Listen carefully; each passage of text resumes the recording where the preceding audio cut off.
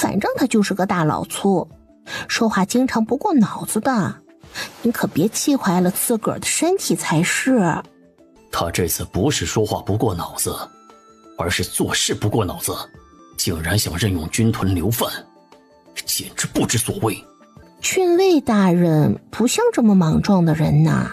还不是这次拓跋连突袭辽阳，他得了秦家兄弟相助，打了胜仗，就想任用秦家来对付鲜卑。郡尉大人这样做法确实不对，但这秦家是流犯吧，那万一出了什么事儿，不是连累老爷吗？只是老爷，妾虽然只是妇道人家，但鲜卑凶残我们是知道的。这次听说呀，郡尉大人活捉了拓跋连呢。如果鲜卑可汗一怒之下挥兵南下，哎呦，郡尉大人能挡得住吗？如果抵挡不住，会不会连累你呀？毕竟您才是辽东郡最大的官老爷，那乐贵才自己惹的祸，死不足惜，妾就是担心您。丁雪如越说，郑勋的脸越黑。前个呀，去戏楼听戏，遇到了以前的死对头，还被他嘲讽了2句呢，说什么俺花无百日红，人无千日好，可把妾气的呀，这不是咒人呢吗？老爷疼我爱我，老爷您对皇上又是忠心耿耿的，怎么可能会落到那种田地呀？那你不教训教训他，老爷给你撑腰。教训了，妾甩了他几个耳光呢，手都打疼了。教训得好。郑勋说完这句就陷入了沉思，丁雪茹也是乖乖的没说话。瞧，他该说的话说了，该帮的忙帮了，钱收的是心安理得的。难道真的要让乐贵才弃用秦家兄弟？这事竟然成了，没想到那个叫蒋墨兵的富商太太竟然真有2把刷子。哎呀，我说的这些全是学他的呀。老爷，我觉得呀，郡尉大人的主意可以用，秦家是流犯，我们应该物尽其用嘛。那他们立功又能怎么样呢？只要他们的身份一直是流犯，完全不会有威胁。他们的身份注定了，我们完全可以做到又让马儿跑，又让马儿不吃草。老爷，你顶多再给长安的述职年报里提上那么一句，就是对他们的恩典啦。丁雪茹说这话是完全不了解一个英明神武的武将在军中的号召力和影响力，偏偏郑勋觉得他说的极有道理。下午呢，你们就不用去干活了啊，收拾收拾，你们明天就要走了。什么？给你们1个下午的时间，明天会有人来带你们走。厉害了，我的六弟妹，昨儿个才透露我们有可能会离开襄平军屯，今儿个就应验了。莫大人，这就是我之前说的水稻育苗移栽法的步骤，请笑纳。那几亩试验田一定要坚持下去啊。哎呀，瞧啊，刚才说什么来着？秦家人做事就是周到，让人挑不出毛病。莫大人知道我们接下来要去哪里吗？莫大人知道我们接下来要去哪里吗？听说是去侯城。侯城啊，谢谢莫大人相告。行了，天儿也不早了啊，你们好好收拾，我这儿还有事，先走了。大人慢走。娘、二娘，你们带着大家先收拾行李。六弟妹，你跟我来。好的，大哥。六弟妹，你想做什么？大哥为什么这样问？你知道我在问什么？为什么要让秦家前往侯城？大哥，如果我没有猜错的话，咱们家前往侯城之后，你和二哥、三哥以及阿胜4个人会被乐贵才乐郡尉安排进入军中。齐衡一怔，然后微微一喜，进了军中是不是代表着他们有机会？大哥，你以为你们进入军中之后就能凭借努力和拼命立下军功，让秦家脱离流犯的身份吗？不可能的。就比如这次，你们参战的军功就被抹了。那你为什么还要运作，把一家子人弄到侯城呢？大哥，我爹有可能会调任侯城县令。你是想让秦家庇佑于吕伯父之下？是，也不是。大哥，侯城乃至辽东郡，没有兵权是不可能长治久安的。你是想割据侯城？有何不可？六弟妹，你真是震惊到我了。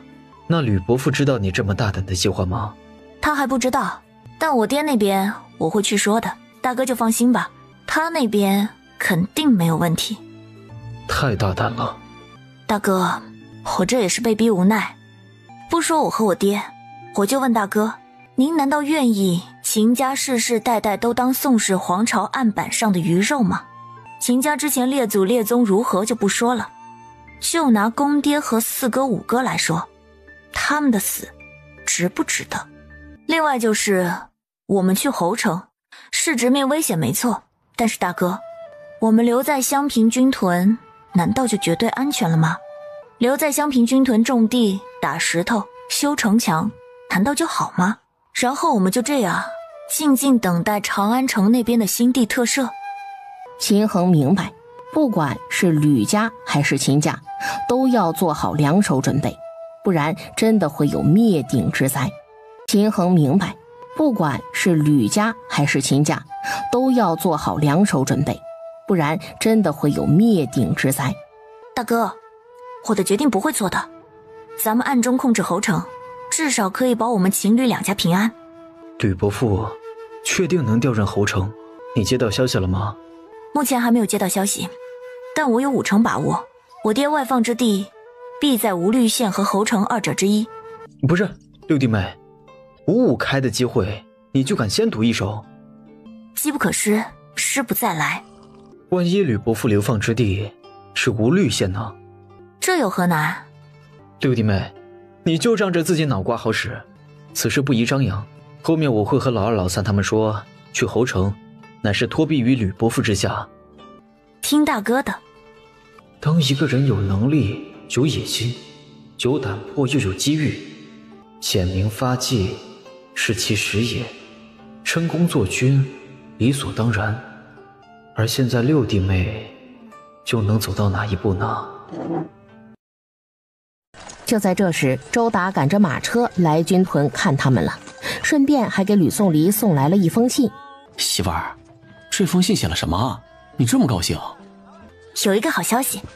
什么好消息啊？我亲爹，你岳父大人要外放侯城做官了，开不开心？开心，开心的。老二、老三、老六，随我来，咱们商议一下，到了侯城该怎么做。你快去，我也要去收拾行李了。好吧。哎，二哥、三哥，等等我！就在秦家收拾行李的时候，顾章匆匆的来了。你们要走？是啊，你有什么事吗？可以说的。顾章先是迟疑，最后还是摇了摇头。对了，顾叔，家里还有很多东西搬不走，像水桶啊、桌椅一类的，你要吗？要的话，一会儿让外子给你送过去。哎，顾兄弟，东西都挺好的，你莫要嫌弃。我不嫌弃，谢谢你们了。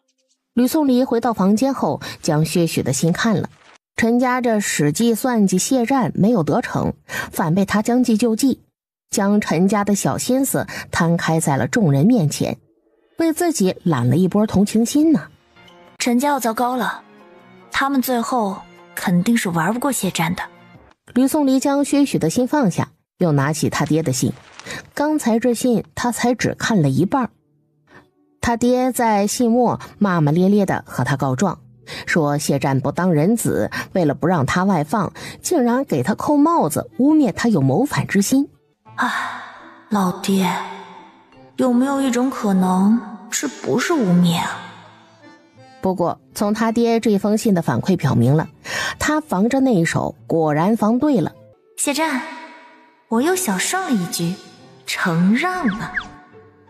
黎黎，你会不会觉得我们心狠呢？慈不掌兵，对付鲜卑，辽东郡真的需要一场大战。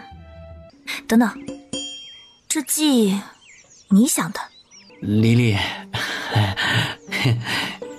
到了侯城，见到乐贵才，非迫不得已，勿陷此计。行，这话我会和大哥他们说的。也不一定能打得起来。吕颂离若有所思的呢喃，战争是政治的继续，只有用正常的政治方法达不到目的时，才使用特殊的战争手段。你与宝珠共处一室是事实，当日那么多人在场，宝珠的名声也因此而变差。族长，我可以负责，但是我和内子乃是太皇太后赐婚，不能停妻再娶。意思就是平妻和应妾，你们2选1吧。内子怀孕了，本不应该这时迎娶新人入门的，但这意外都发生了，该我负责的，我不会逃避。阿战，我将宝珠嫁与你，日后咱们就是一家人了。之后我会尽力帮助你们谢氏一族，你也要努力才行啊。世道艰难，我们陈家在南地本就是排名最末，又这么帮你们谢家，得花掉族中不少资源，族人肯定有所非议，我压力不小的。战定当尽力为咱们陈家谋划，万死不辞。稍晚，陈氏一族嫡女下嫁曾经长安谢氏一族的麒麟儿谢战的消息刚传出，谢战就被赵家人找上门了。你要娶陈氏嫡女为平妻？你要娶陈氏嫡女为平妻？谢战自然得将事情和赵家解释一番。我与阿谭乃是太皇太后赐婚，而且现在又怀了我的骨肉，我如何能负她？岳父，大哥，如今形势比人强，我们是人在屋檐下，不得不低头啊。赵家父子默默地听完，赵文宽朝他点了点头。记住今天的话。阿谭，我们将他带回去小住一段时间。可以，好好保护他，让他不要多想。最终赵家将赵玉潭接走了。局势的变化让谢战心中升起了一股紧迫感，他觉得自己发展的还是太慢了，要加快步子了。哎呀，为什么要让我经历这些呀？这些意外就不能晚个10天半个月的吗？就不能等我完成交接离开之后再搞这一出吗？这一切都怪那个该死的拓跋脸，自己被抓了也就罢了，还要连累无辜，这畜生真是死不足惜啊！黎黎，快来！大哥，你们也快出来，看看谁来了！黎黎，快来！大哥，你们也快出来，看看谁来了！薛先生，您来了，真是太好了。不止我来了，你看看还有谁来啦？爹！闺女儿，有3个月了，他们父女终于相见了。其母请他入内休息，被他拒绝了。算了，时间紧急，我先去侯城府衙和现任县令陈桥做一个交接，拿到县令印信，将身份落实了再说。爹，您接任侯城之后，顺便给薛先生弄一层官方的身份，这个有用。好。周达领着几位弟兄亲自护送他前往侯城府衙。吕德胜的到来简直让郑乔喜出望外，一确认了吕德胜的身份，他便以生平最快的速度办理好交接事宜，需要他配合的半点不拖拉不推辞，只花了半个小时就完成了交接。哎呀，真是感谢你啊，吕大人！哎呀，谢谢，你是好人呐！救他于水火呀！郑乔说完也不管吕德胜的回答，然后火速地带着家人心腹离开了。哎呀，我只是想和你说声谢谢，用得着跑那么快吗？薛先生，你来得正好，我有事情要拜托你。六少夫人是不是在忧虑目前的局势啊？是的，目前的局势一触即发，我要阻止鲜卑新兵南下，我要让这场仗打不起来。薛先生，我需要你的帮助。好，六少夫人，薛某来帮您，需要薛某做什么，您只管吩咐，薛某愿效犬马之劳。薛先生，等我爹回来，相信你已经有了官方的身份，接下来，我需要你出使草原，暗中活动，协助我爹他们一起打消拓跋可汗兴兵南下的念头。既然六少夫人如此信任薛某，那薛某就亲自走一趟草原。鲜卑王府只给出5天的时间，来得及吗？而且现在已经过去了2天了。试试看。六弟妹，你倒是给说说呀，怎么试啊？看样子你和薛先生都明白了，一切尽在不言中。但小六还不明白，你不能欺负不聪明的人，不是啊？说谁不聪明啊？其他人忍俊不禁。三哥想知道。想知道。老三啊，你明知道六弟妹聪明，你还当着她的面欺负小六，这不是找消吗？大哥、二哥、三哥、阿胜，还有薛先生，其实我们都知道，这场仗能不能打得起来的关键，其实就在于拓跋可汗。所以，我们要站在拓跋可汗的角度来考虑问题。对于拓跋可汗来说，这仗要不要打，是不是必须打，打的话怎么打，这些都是他要考虑的问题。而拓跋可汗又是可以被影响的，这里便是我们可以操作的地方。众人听他这么一说，发现思维都被捋得很清楚了。哥、二哥、三哥、阿胜，秦家镇守北境多年，应该知道北方这些游牧民族都是秋后才南下的，春天就南下的很少吧？北方的游牧民族确实很少在春夏之际兴兵的。鲜卑如果兴兵是为了拓跋连，真打起来，鲜卑能得到什么，会损失什么？我们从这2方面去考虑。先说鲜卑的损失，1年之计在于春，如今是3月份了，我们辽东郡这边忙着春耕，鲜卑他们难道就不忙着放牧吗？俗话说得好，大军未动，粮草先行。兴师动众的话，鲜卑那边势必要耽误春天的放牧，这损失是难以估计的。况且他们一兴兵，耽误自己放牧的时间，也耽误了辽东郡的春耕。他们一向是辽东、辽西、右北平郡等几个地方为后花园，如果辽东郡耽误了春耕，那他们秋后可抢的地方，这只剩下2个郡而已，这怎么可以？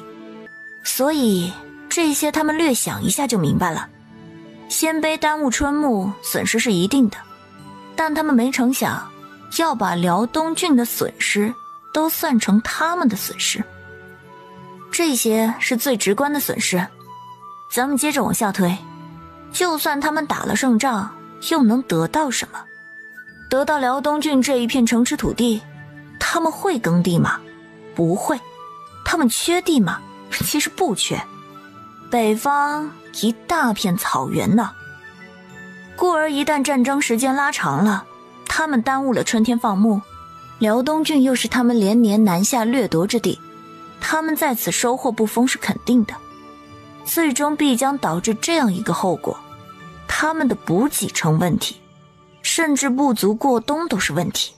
辽东郡又是他们连年南下掠夺之地，他们在此收获不丰是肯定的，最终必将导致这样一个后果，他们的补给成问题，甚至不足过冬都是问题。要解决这个问题，他们还得以战养战，那如此一来就太伟大不掉了。对，大黎可以不怎么管平州这一带，但鲜卑敢染指中原腹地，朝廷必不会放人。六少夫人，你忘了，鲜卑还有另外一个成果的。是的，拓跋王子们还得到一个拓跋连回去，和他们一起争夺可汗之位。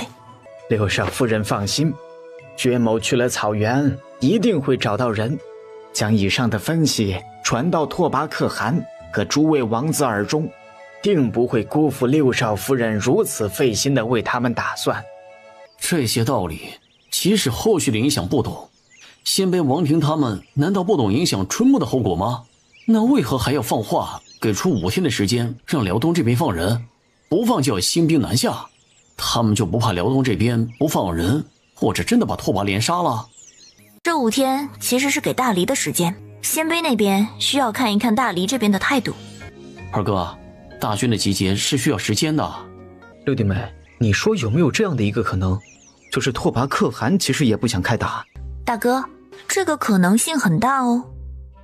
之前我说过，战争从来都是为了实现政治目的的。在拓跋可汗还健在，儿子有很多的情况下，为了一个拓跋连兴师动众，他还不配。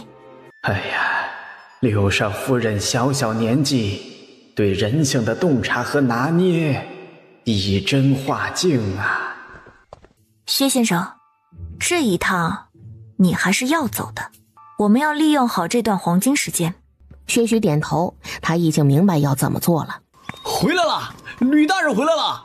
爹，您辛苦了，累了吧？快请坐下。爹，交接完了吗？交接完了，一切非常顺利。从此刻起，他就是侯城县令了。吕颂礼拿起那2份任命书看了一眼，将其中1份任命书递给了薛许。吕大人，六少夫人，世子前往草原一事，宜早不宜迟，时间最为紧迫，薛某得启程了。吕大人，六少夫人，世子前往草原一事，宜早不宜迟，时间最为紧迫，薛某得启程了。吾等在此预祝薛先生诸事顺遂，马到功成。周达，你点几个人护送薛先生走一趟草原。大哥，让阿胜去吧。薛先生深入敌营，这活很危险，阿胜身手好，由他护着薛先生会比较让人放心。原来在媳妇儿眼里我这么厉害的吗？阿胜，那就由你带着周达等人去吧。媳妇儿，那我走了啊。去吧。吕德胜没动，他不在的这段时间发生了啥事儿了？吕颂礼随后和他解释了薛许前往草原的任务。爹，这事儿能不能成，还得看您这边。闺女儿，你别这么说呀，爹觉得压力大。你别忘了，爹目前只是一个侯城县令，辽东郡还有郡守，再往上，辽东郡可以说是隶属平州，上头还有刺史。爹，这事儿你能做主，你是侯城县令，同样有守土之责。这听起来好像有一点道理啊。行吧，闺女儿，要怎么做你说吧。爹，你先以侯城县令之名给辽东郡郡尉乐贵才去信，说有事相商，邀他前来。那他要是不来呢？他会来的，你告诉他，在不释放拓跋连的情况下，你有办法平息这场风波，让这场仗打不起来，他一定会来的。闺女儿，你真有办法，别大祸想出去了，最后不行，我新官上任的第一把火烧不起来，那就丢老脸了。有。那行，这信呢，我写。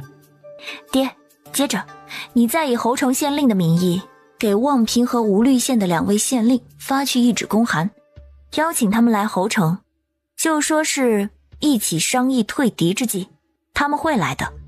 等他们来了，咱们再以辽东郡或者朝廷的名义和鲜卑进行谈判。哎呀，闺女啊，咱们玩的这么大，有点害怕怎么办啊？爹，咱不怕呀，这不是无解之局。如果真的没办法解决，我也早带大家跑路了。那辽东郡郡守以及平州刺史怎么办啊？真要谈判，那绕不过他们的。郑勋不用担心，至于平州刺史，看看能不能阻一阻他。哎呀，玩大了，玩大了！闺女啊，你悠着点啊，别玩那么大，爹的小身板有些扛不住啊。爹，放心吧，闺女不会让你这110来斤交代在侯城的，侯城还不配。长见识了，原来长安城让大臣们闻风丧胆的吕大人，在闺女面前是这个样子的。不过六弟妹这确实玩的有些大了，揽权夺权，欺上瞒下，全齐活了。你的胆大和魄力真是让人叹为观止啊。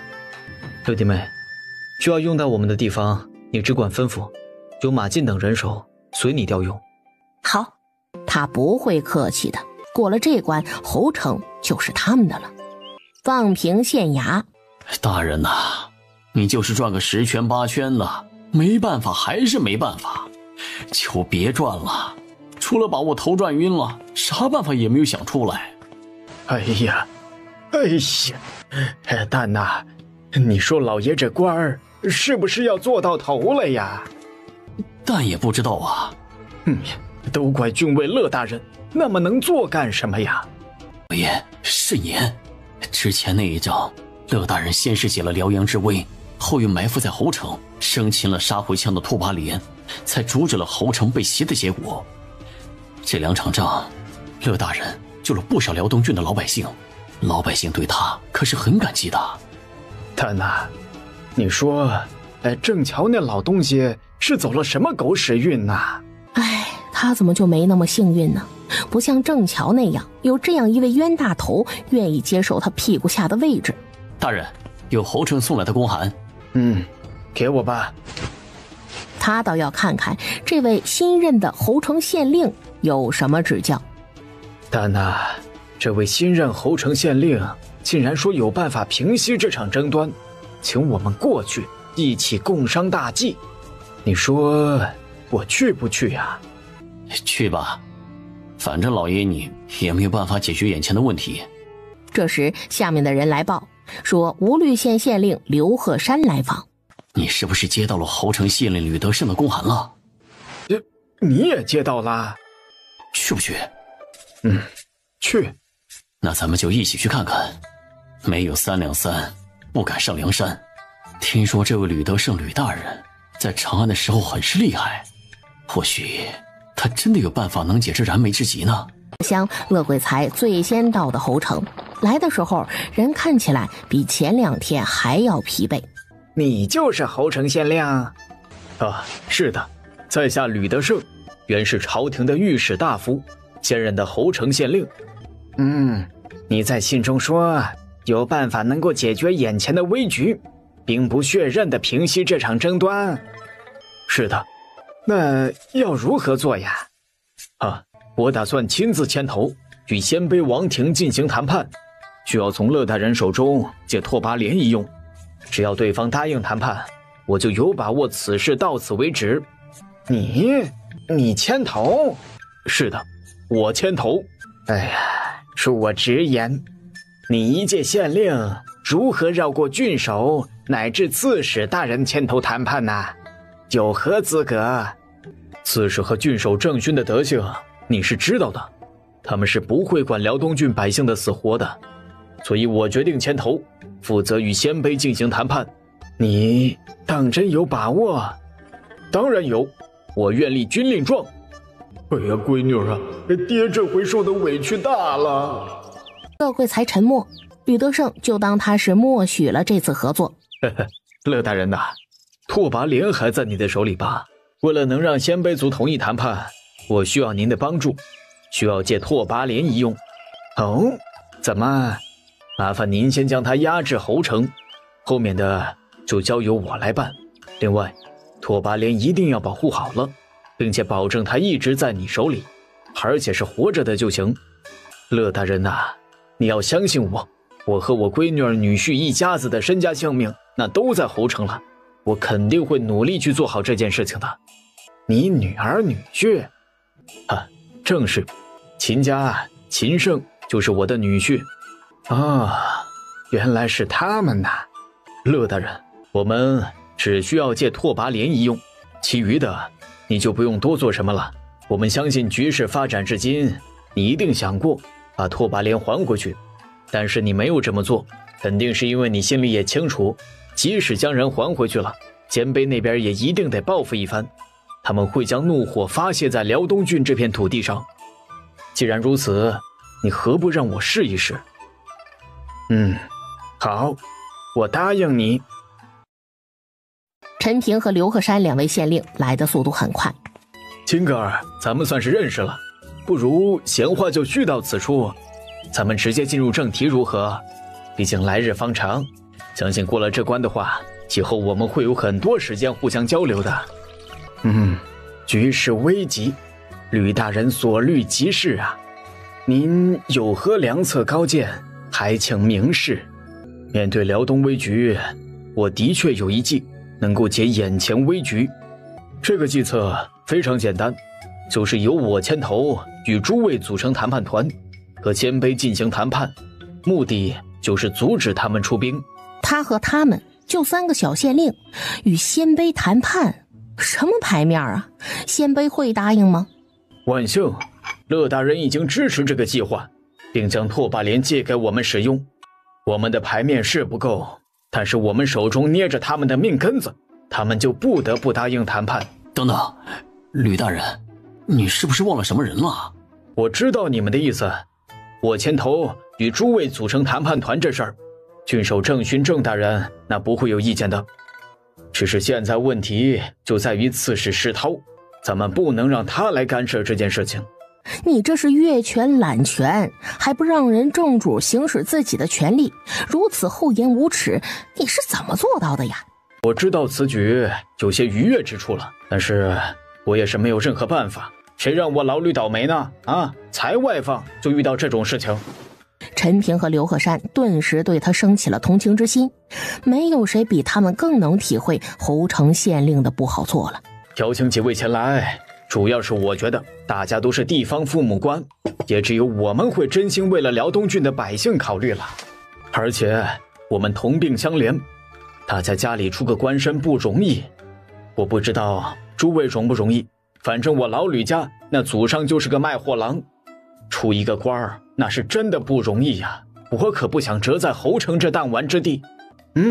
那可不是，我是我们陈家6代里第一个当官的。父母都说是祖坟冒青烟了呀。你是你们陈家上下6代里第一个当官的，那我就是我们刘家9代第一个官。我祖父说，我出生那天祖坟都着火了。哎呀，你们真是一个比一个夸张啊！我老吕可是做到了御史大夫的，得过免死金牌的人，我骄傲了吗？依你们的说法，我做到了辽东郡尉，出生那日岂不是老祖宗的开关板都压不住了？诸位啊，咱们如今可都是一条线上的蚱蜢，此事事关咱们申家前程乃至性命，我们必须要一起使劲儿，蹬腿自救啊！我在此立个军令状，由我来牵头，谈判一事能成，那必定能够解决眼前的危局，平息这场争端，保住大家头顶上的乌纱帽。至于如何谈判，暂时保密。另外，我再透露一点，此计成，我保证这次谈判之后，可以保辽东郡3年平安，3年不被鲜卑攻打。吕大人，我们觉得你说的非常有道理，就决定跟着你干了。好，现在我们商议一下如何拖住刺史大人。我能拖住刺史石涛2日，最多2日。能说说你打算怎么拖住石涛吗？我有个表弟，正好在刺史石涛身边做事，可以让他给刺史下点巴豆。吕德胜和陈平都朝他竖起了大拇指，这招可以呀。2日够了。那我再加一道防范吧。刺史从辽西过来，必须得经过望平的。将他主意说出来时，大家看他的眼神都变了。哎呀，果然呐，能在边境郡县做稳父母官的官位多年，这个个都不是简单的人才呀。辽东郡守是谁？辽东郡守是郑勋吧？他是干什么吃的？这才刚春耕，辽东那边就惹得鲜卑又先站端了。皇上，郑勋有罪是一定的，但如今面对鲜卑的逼迫，我们该当如何呢？皇上，去年先帝驾崩以及南北2处大战耗尽了国库，后面虽然依着查抄罪臣家底收缴了一部分不义之财，但今春南方水灾拨下去不少款项赈灾，今岁税收尚未收缴，实在是无法支撑一场大战了呀。吴大人此言差矣。群臣又在大殿上吵开了。来人，你旨，启用飞鹰传书，命石涛速速前往辽东郡，朕让他全权做主，不管他用什么办法，给朕将这事解决了。我们南边有句话叫做小儿子大孙子，老人家的命根子，拓跋小王子被抓，可汗那肯定是忧急如焚吧？哎，小儿子、大孙子，老人家的命根子。拓跋小王子被抓，可汗那肯定是忧急如焚吧？可不是嘛！我们王府的大管事独孤田知道不？就叫我们大王子抓住兄友弟恭这一点，迎合咱们可汗。薛许闻言笑着摇了摇头。你笑什么？还是不说了，我这话有点僭越了，你听了那不好。有话就直说，好与不好我自会判断。大王子身为第一王储，也是第一继承人，他在这件事上光讲感情那错了，他应当着眼大局来劝说可汗才是啊。可汗是雄鹰之主，你说他是会在意继承人是不是兄友弟恭，还是在意他有没有大局观？原来大管家建议大王学汉人兄友弟恭那一套，竟然是错的。而且雄鹰老了会畏惧成年有野心有力量的孩子，从而就更喜欢年幼的孩子。他疯狂暗示，对于大王子来说，二王子和最小的王子拓跋廉才是他最大的威胁。大王子不借此机会除掉拓跋廉，那可就太可惜了。你不是普通的生意人吧？薛许先假意愣了一下，然后暗暗地给他亮了一眼身份。今天就喝到这儿吧。你叫薛许对吧？你这个朋友我交定了，下次再来圣乐，我再好好招待你啊。薛许在小本本上画了个勾，然后伸了个懒腰。他们再见一见二王子那边的人就差不多了。对面的先辈蛮子，请你们尉迟睿将军出来，我们县令大人有话想和他说。敢问前方是尉迟睿将军吗？我正是尉迟睿，敢问阁下是谁？我乃新任侯城县令吕德胜。吕县令，你这是什么意思？此次我出面是想告诉你们拓跋可汗，我们大黎国辽东郡侯城谈判团想和他谈谈。大黎是没人了吗？大黎是看不起我们先辈吗？你一介县令就敢提和我们可汗谈话？吕德胜朝乐贵才点了点头。没一会儿，高台上就出现了一个人。尉迟将军，我们谈判团官职是低了一点，但是没办法，事急从权。你们先辈只给了5日的时间，更高级别的官员那赶不过来。你想怎么谈？谈判的时间就定在后天5时正，具体怎么谈，到时候再说。啊，对了，不一定要拓跋可汗亲自来，他指定的谈判团来谈，那也是可以的。如果我们不答应谈判呢？哎呀，拓跋小王子啊，你听到了没有？你的父汗还有你们鲜卑族的将领并不在意你的死活呀。大胆，你就不怕我们鲜卑铁骑踏平你们辽东郡？踏吧，尽管踏吧，反正我们丢了辽东郡，那也是没有活路。叫我们白白放人，那是不可能的。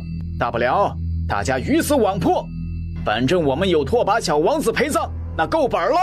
来人，800里传信回王庭，禀告可汗，就说侯城县令吕德胜要求和我们谈判，谈判的时间就安排在2日后的5时。尉迟将军，那2日后吕某便在此恭候鲜卑王庭的谈判团，到时候千万守时啊，不然我不知道会发生什么不好的事。吕县令放心。鲜卑王庭，独孤忠，这仗你说不打就不打，我们鲜卑的脸往哪儿搁？就是，拓跋连小王子都被人家抓了，我们鲜卑还不吭气，以后是不是个人都能欺负我们了？哼，别说的那么好听。贺兰言、贺西明，你们主战还不是为了想替儿子报仇？对呀，你们这私心也太重了，为了一己之私，竟然不顾整个部族的死活。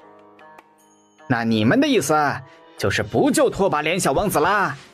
你胡说八道，人我们当然要救了，但不能轻易兴兵。清兵怎么了啊？我们鲜卑一族难道还怕打仗不成？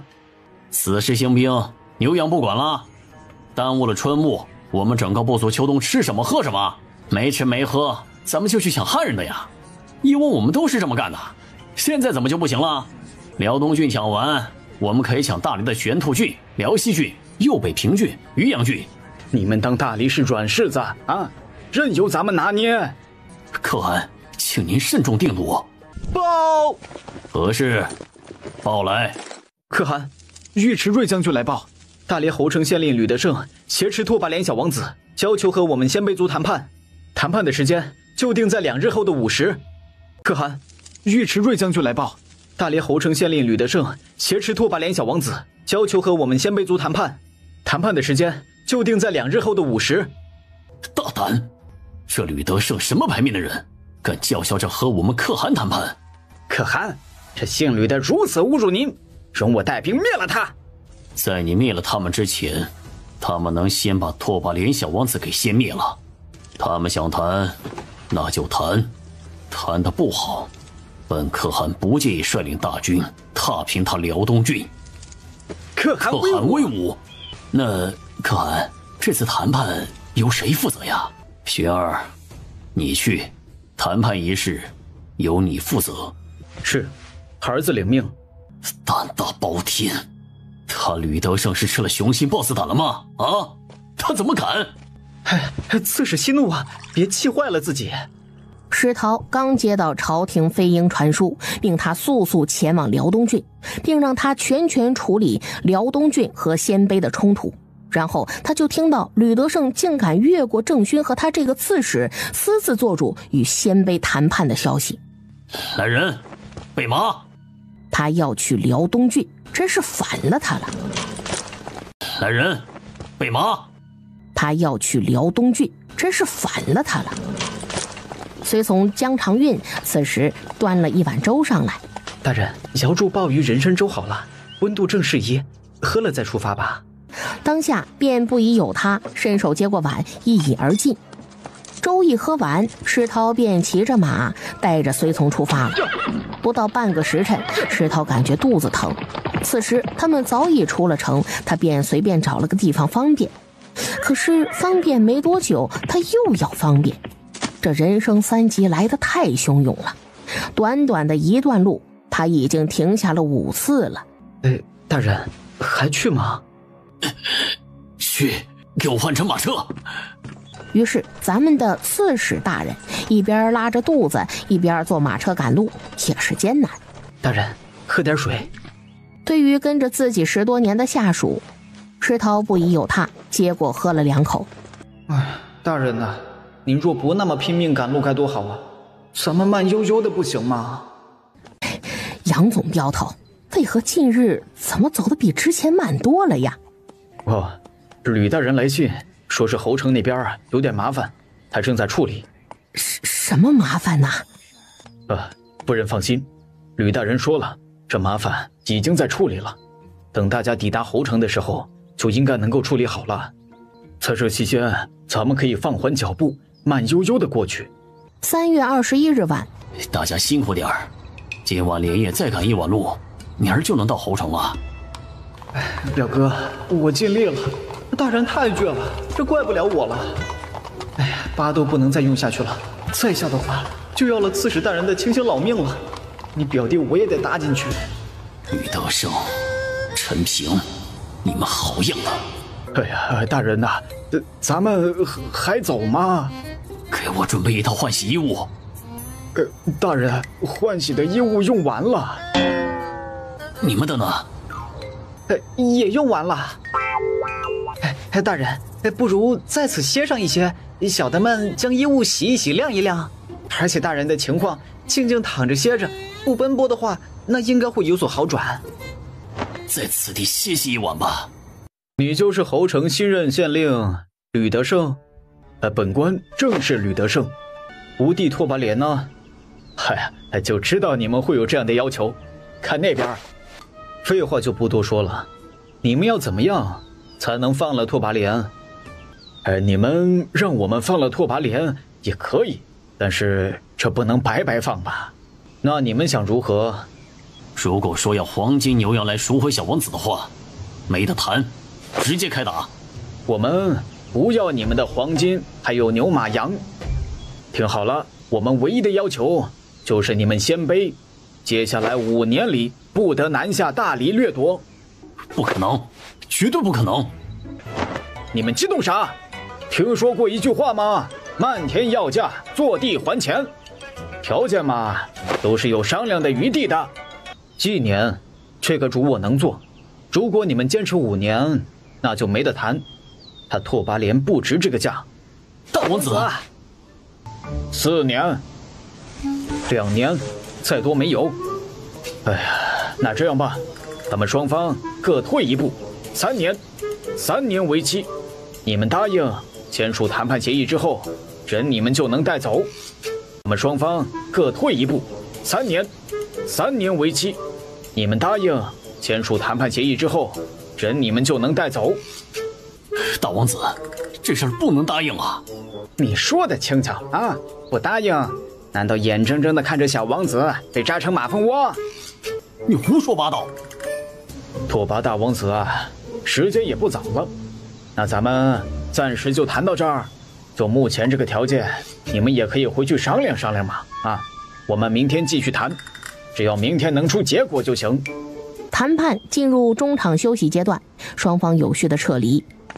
你弟弟如何？看着还好，侯城县令没有虐待他。侯城那边怎么说？开出了什么条件？拓跋寻将谈判的内容一一叙述给拓跋可汗听。拓跋可汗听完有些讶异，对方就提了那么一个条件，黄金白银牛羊马什么的都没要。是的，孩儿臣觉得不妨答应他们，先把弟弟救回来再说。父王，我们是签署了约定没错，但是又不是不能毁约。万一明年后年有汉人杀了我们的牧民，那还不允许我们出兵吗？父王，我们是签署了约定没错，但是又不是不能毁约。万一明年后年有汉人杀了我们的牧民，那还不允许我们出兵吗？这是你想到的？是的。拓跋寻大言不惭地点头，这主意是兀扭光想到的，但兀扭光是他的二管家，不就等同于他想到的吗？这事儿就按你的想法去做，将你弟弟救回来再说。是。哎呀，我还得连夜从圣乐赶到边境去。最近你表现得很不错，继续保持，咱们鲜卑的未来就在你这样的优秀年轻人身上了。拓跋寻亲自回圣乐了。哎，闺女儿，你觉得明早的结果那会是如何呀？爹，放心吧，事情会顺利的，鲜卑那边会答应我们的条件的。哎呀，你这个计划胆儿太大了。爹，这几方势力本就因为拓跋连纠缠在一起，我的计划不过是借拓跋连这个烫手山芋一用而已。爹，这几方势力本就因为拓跋连纠缠在一起，我的计划不过是借拓跋连这个烫手山芋一用而已。而且我还给他们弄了一个台阶下，顾全了他们的面子。如果没有我，他们估计不得不干一仗，人脑子打成了狗脑子。吕宋离的解决办法就是明面上双方签署和平条约，私底下让人透露给鲜卑王庭那边，他们大可以在签署完之后找个理由撕毁条约，这就是一份不受约束的条约。如此一来便能快速的促成合作，他爹便能将这份功劳迅速的落实到自己的身上。哎呀，恭喜可汗！何喜之有？大皇子长进了呀，都能够为可汗分忧了。哈哈哈，你也看出来他长进了？是啊，大王子这样的处理方式是最好不过的。可汗素有大志，如今时机未到，确实不应大动干戈。奴闻南人有一语，名为高筑墙，广积粮，缓称王。秋木灵方，这话是谁告诉你的？秋木灵方，这话是谁告诉你的？没人。这事事关重大，你还是实话实说吧。他连忙倒豆子似的将他与薛许见面以及谈话的内容一五一十的说了。男人大理，他们应该会走最近的路回大理，放弃另外2路，直接往龙城方向追击，带上鹰王去，顺便查一查那伙人除了秋木灵方之外还都见了谁。等大管家将调查的结果呈上，拓跋可汗饶是有心理准备，也是吃了一惊。大理的聪明人太多了，下次起兵需要慎重啊。2年内做准备，绝不兴兵。赫莱齐尔，你带上本可汗的大印，去一趟侯城边境，告诉大王子，答应侯城那边签署的和平条约，务必将小王子给救回来。如果对方提一些无伤大雅的要求，答应他们。是。翌日，以吕德胜为首的侯城谈判团和以拓跋寻为首的鲜卑谈判团再次登上高台。吕县令，我们答应签署3年停战的和平约定，希望你们大理说到做到。协议一签，便将我弟弟放了。好，我怕大王子果然是够爽快。放心，朕指定给你放了。扣着他，我们侯城那还得出粮食养着他，这不划算。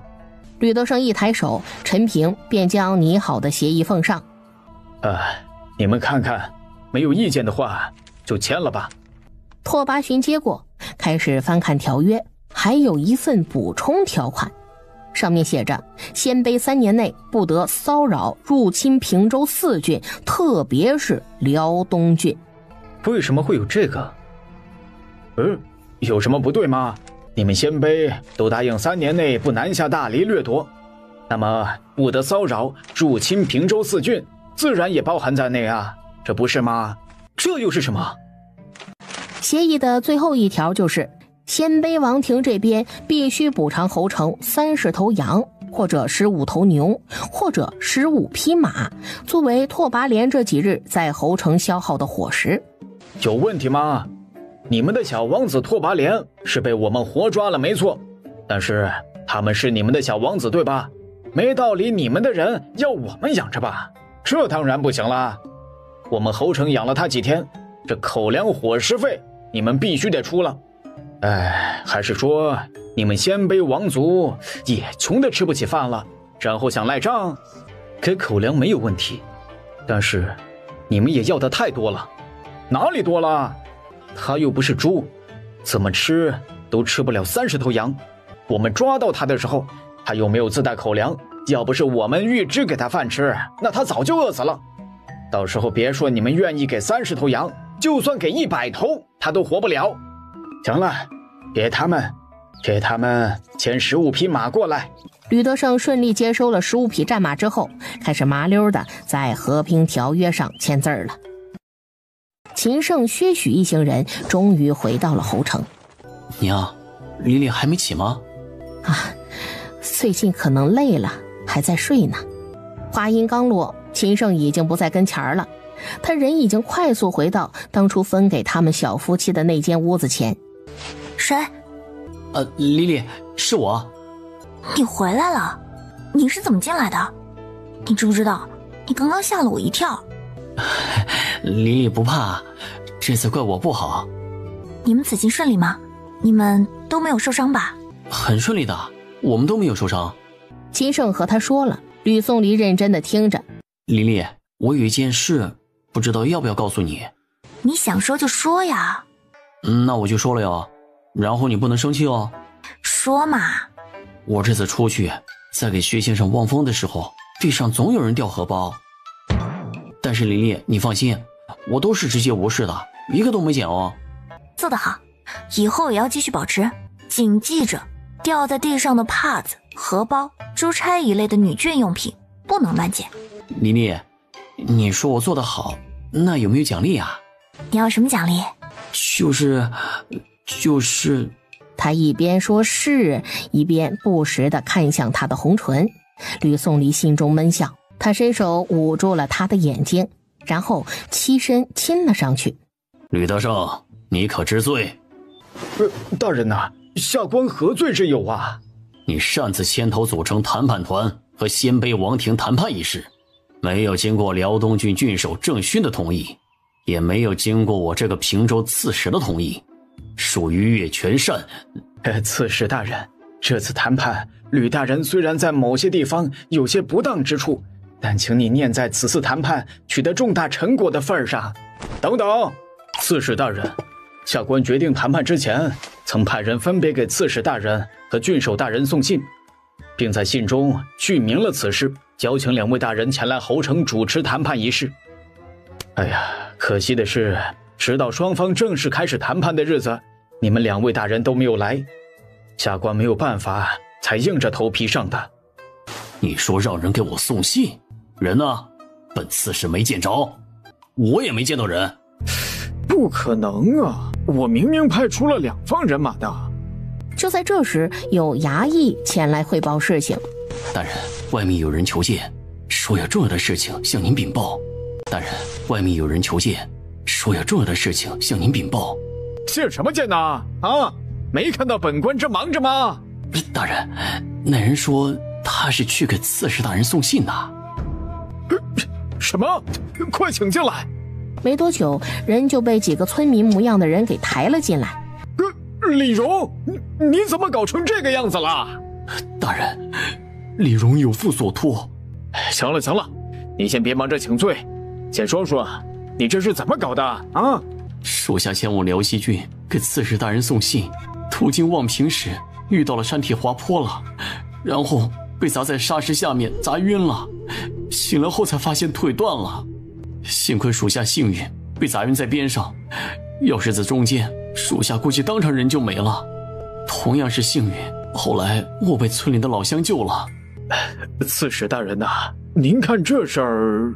吕德胜，你以为随便找点人来演戏就能蒙骗得了本刺史吗？大人呐，您怎么能够如此冤枉下官呢？大人，这个人我们见过，之前我们在组织村民疏通官道时，不是救了一个人吗？大人，这个人我们见过，之前我们在组织村民疏通官道时，不是救了一个人吗？是啊，大人，抬他进来的那几个村民我都认得。这个人是你们之前救的那个？是啊是啊，大人，这人确实是我们之前救的那个人。大人，你们当时也在场的呀。那这样的话，也不能怪吕县令吧？吕大人呐，我俩也只能帮到你这儿了。刺史大人呐，先让人将李荣抬下去吧，我找个大夫给他治一下腿。石涛沉默了半晌，然后一挥手准了他的所请。郡守大人那里，我们也派人送来求助信的。我没收到信啊。什么？不是吧？给你送信的人不会也出意外了吧？哎呀，这辽东郡怎么回事啊？和我犯客吗？去查，看看吕大人派去给郡守郑大人送信的到底在哪儿。活要见人，死要见尸。侯城军营，六弟妹，薛先生，刺史大人和郡守大人都来了。六弟妹，薛先生，刺史大人和郡守大人都来了。三哥放心吧，不会有问题的。六弟妹，听说石涛下马车的时候，那一副兴师问罪之态。三哥，目前的形势对于石涛而言就2个选择，一个是你好我好大家好，他身为平州刺史，能分到谈判成功的部分功劳；另一个选择就是他将整件事情奏报朝廷，一定要追究我爹越权擅权之罪。但此次谈判取得巨大成功，加上我爹把尾巴都扫干净了，石涛拿不出有力的证据，大家只会进入扯皮的状态。他不会这么做的，因为这样一来，他石涛岂不是要暴露自己的无能，暴露自己对整个平州掌控不力？就不许石涛是那种损人不利己的人吗？他不是那样的人，从他一路那么努力从辽西郡赶来侯城来看，他对自己的仕途还是很看重的。三哥，你咋那么多问题？晚点就出结果了，你等等不行吗？这小子怎么了？火气那么大。柳夫人可是身体不适？有一点点疲倦。薛某曾闻六夫人有轻微心疾，薛某这里有方子，不嫌弃的话，你拿去配些药试试。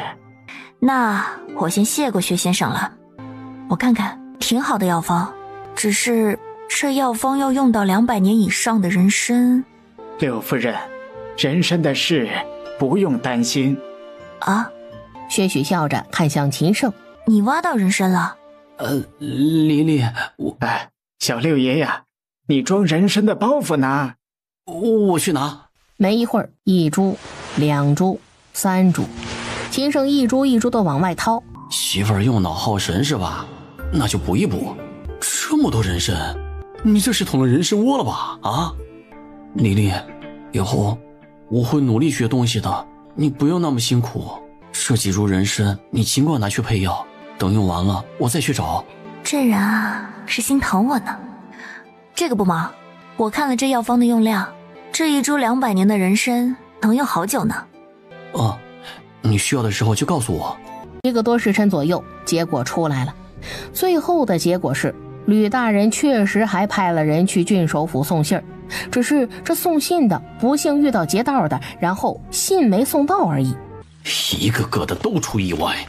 吕德胜，你是不是以为我们傻？大人何出此言？哎呀，我知道你们不信，也知道你们不满，但是你咬我呀！你知道我是什么意思？哎呀，下官又不是大人您肚子里的虫子，下官不知道您是什么意思。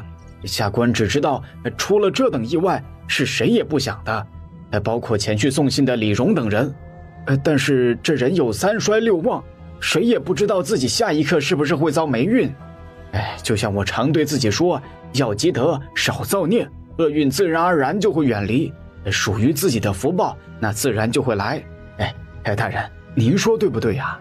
吕德胜，你很好，你真是令本刺史印象深刻呀。哎呀，大人呐，你是听不懂吗？刺史大人的未尽之语。刺史大人、郡守大人，都怪下官派的人没用。石涛沉默，吕德胜给他们台阶了，要不要借坡下驴呀？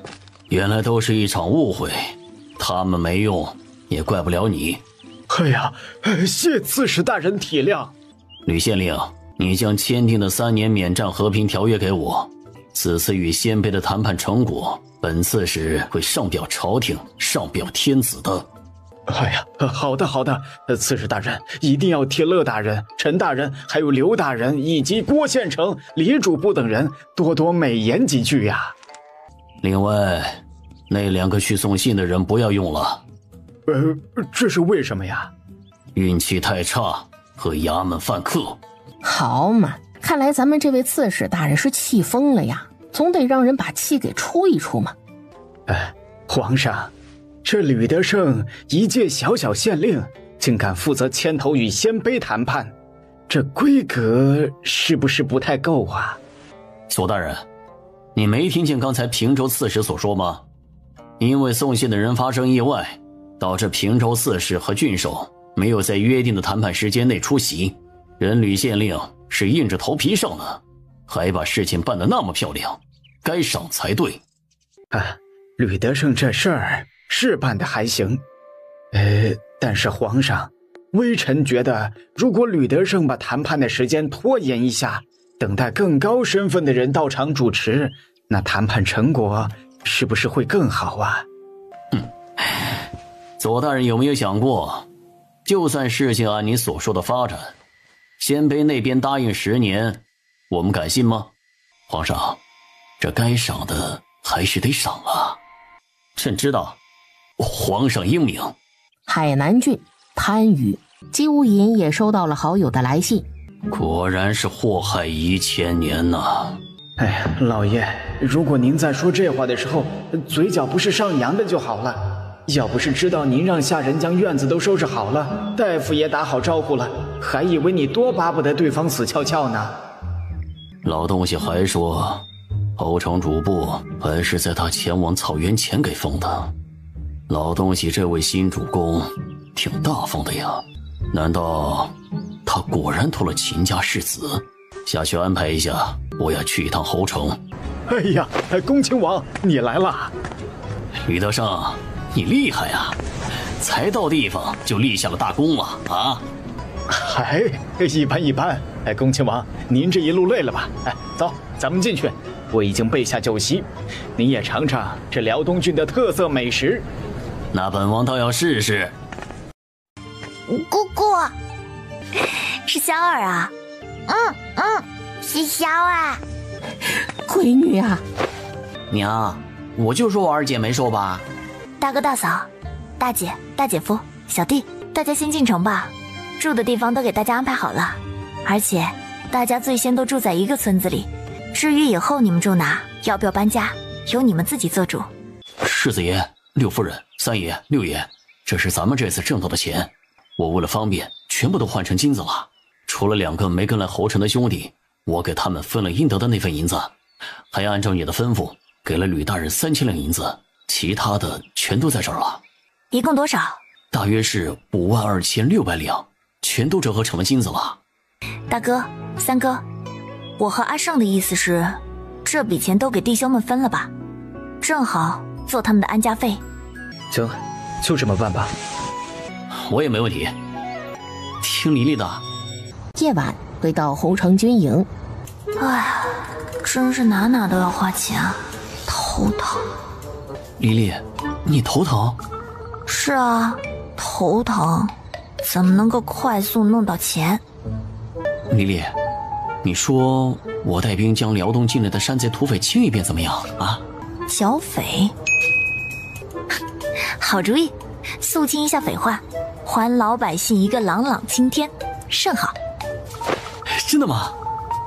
当然，你把这个想法和咱爹说说，然后让他帮你和乐大人说一声，应该没有问题。好，黎黎，别发愁银子了。好，我不发愁。有什么比黑吃黑来钱更快呢？怎么了？遇到什么难题了？秦胜将山贼分布的情况说了，还说了自己的担忧。你不用急，先把侯城的黑风寨剿了再说。另外17处匪寇逃不掉的，你会心想事成的。这是什么意思啊？我爹有可能会升任新任的辽东郡守，到时候整个辽东郡的匪寇都是你的。真的吗？要不了几日了。他猜皇帝宋末这次的赏赐一定会尽快发下的。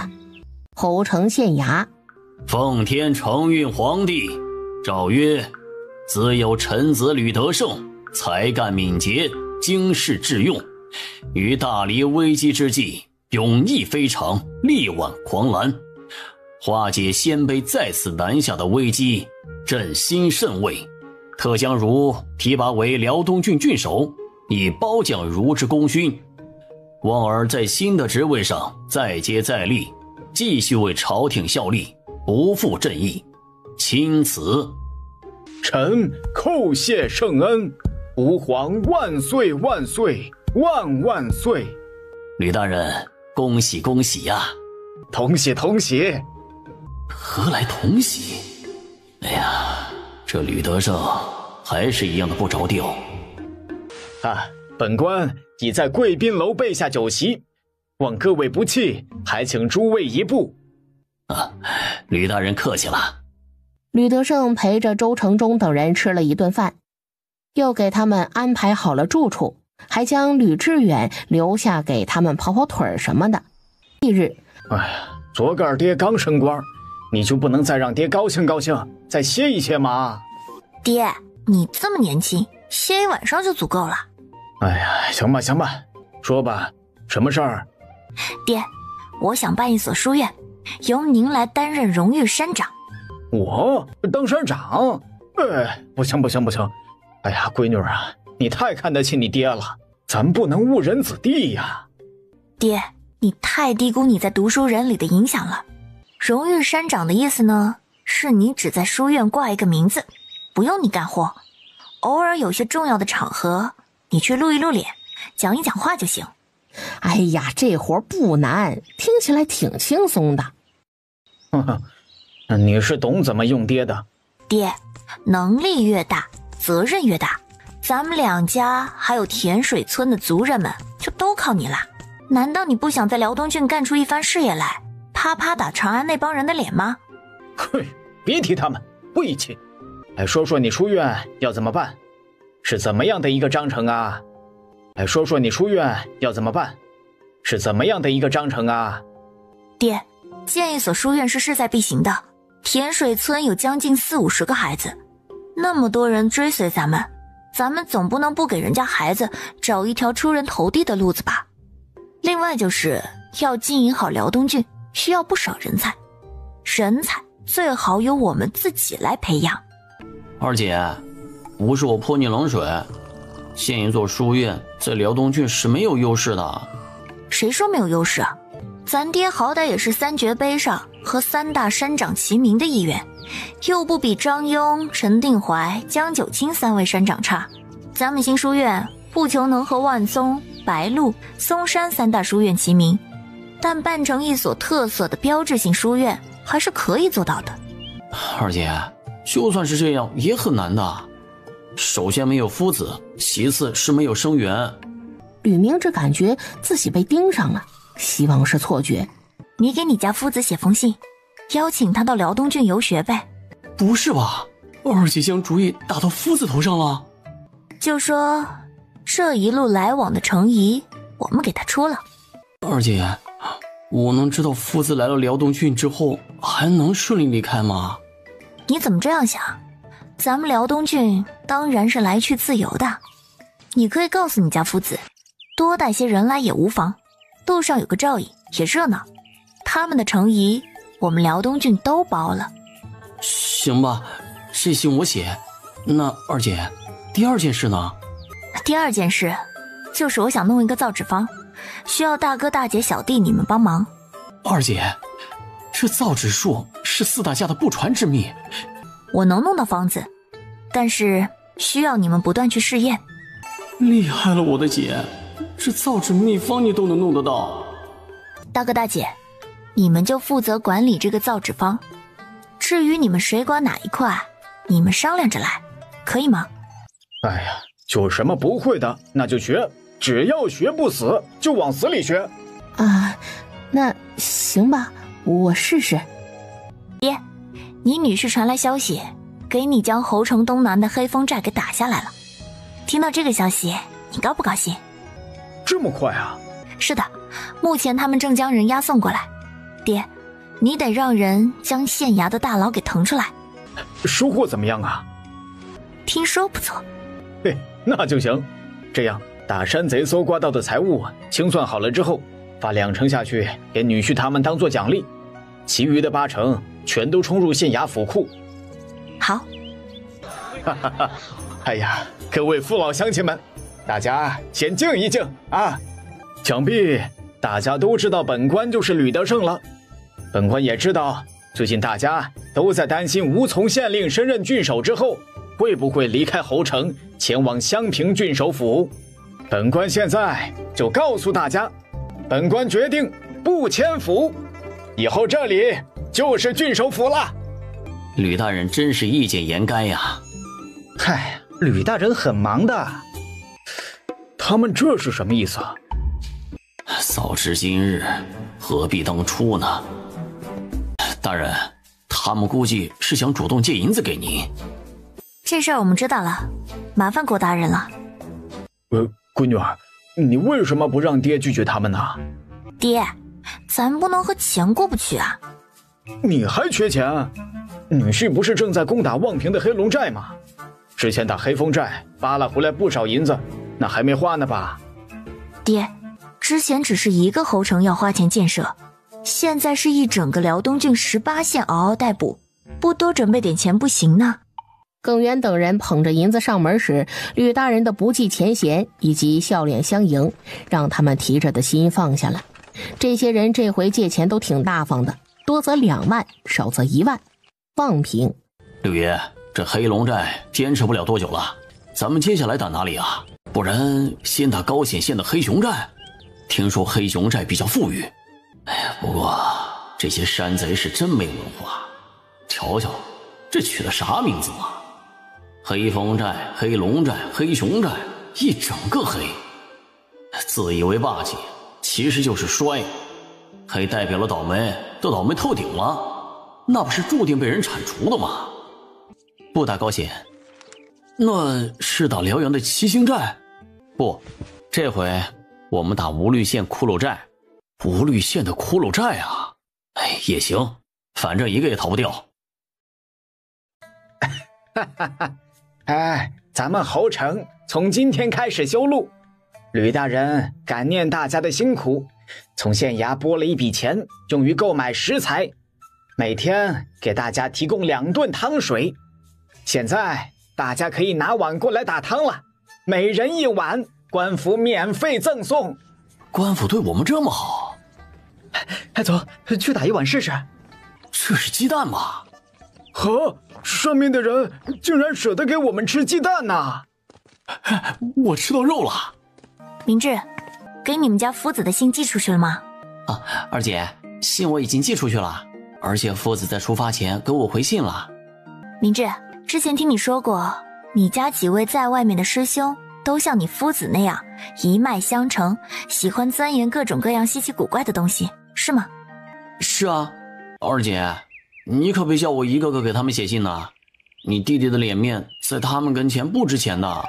后面我还有些东西要你来做，你要注意休息，身体可不能垮了。你注意一下，每日茶水点心都要备上，确保二少爷想吃的时候能吃上一口可心的。是。二姐，你还有什么东西要做啊？要做的东西多着呢。你这是为难我。记住了，能力越大，责任越大。在咱们家，女人当男人用，男人当牲口用，认命吧。你要是不想那么累，就给你的同窗、同门、朋友、至交都写信，让他们动身前来侯城帮你。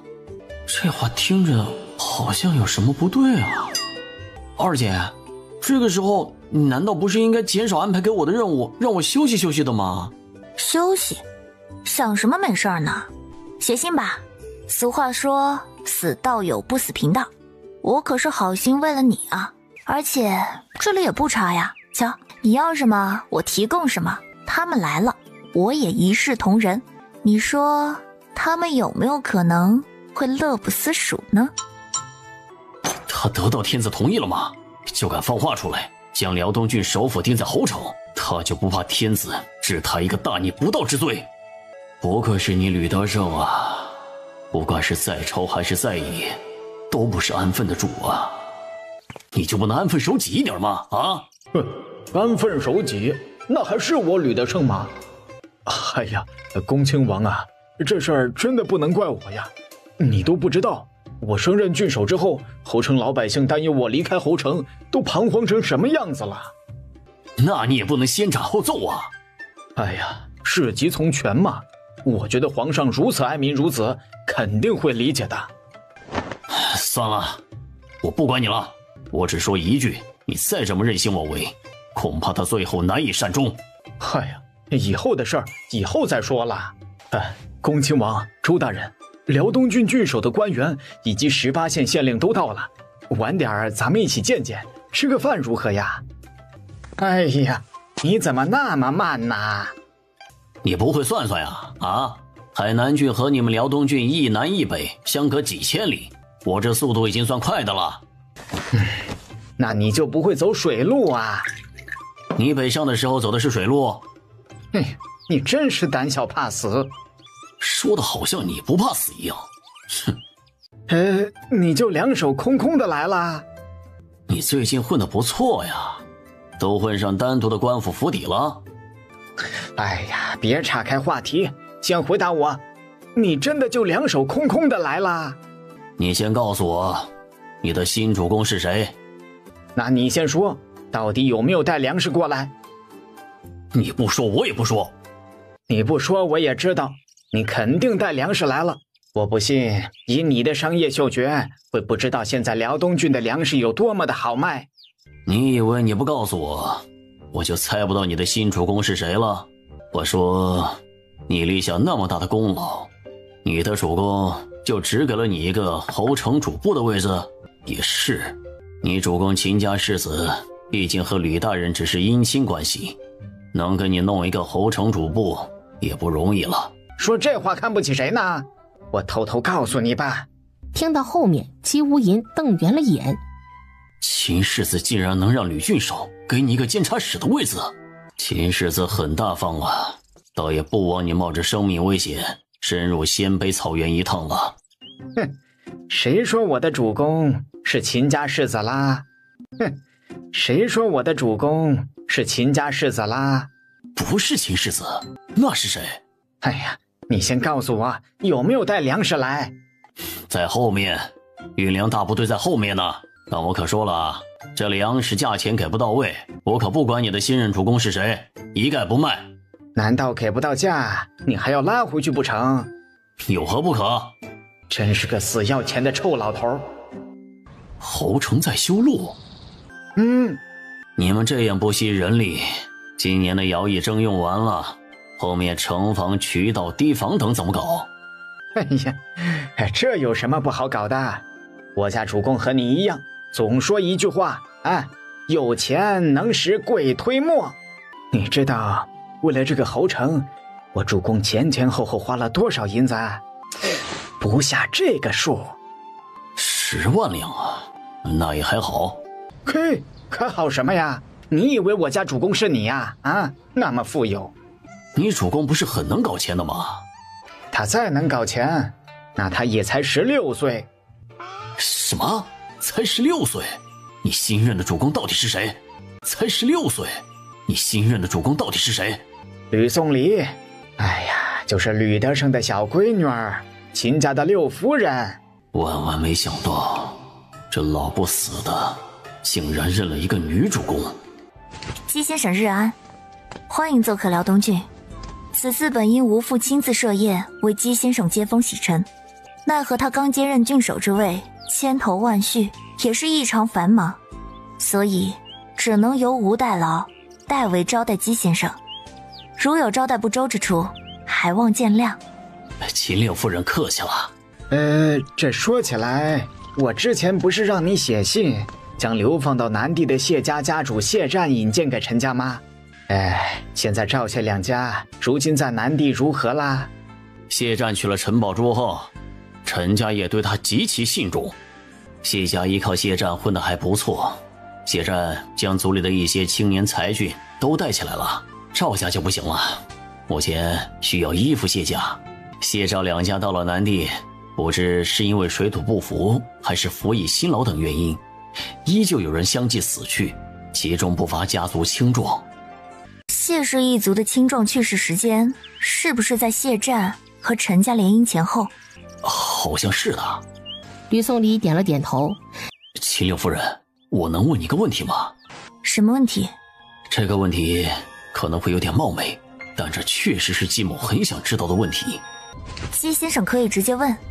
那就恕姬某直言了。之前赵氏嫡女赵玉檀与你争夺前未婚夫谢湛，虽说如今落到这田地，也算是他的报应。难道你不恨他吗？不想报复他吗？姬先生，你觉得我恨不恨他？应该是恨的吧，但你似乎没有动手报复过他。您说的报复是指我们两个女子互相扯头花，还是和他一起抢夺谢湛的欢心？撕逼抢男人，那确实没有。谁说我没有报复他了？不过你以为的那两种，我确实没有这么做。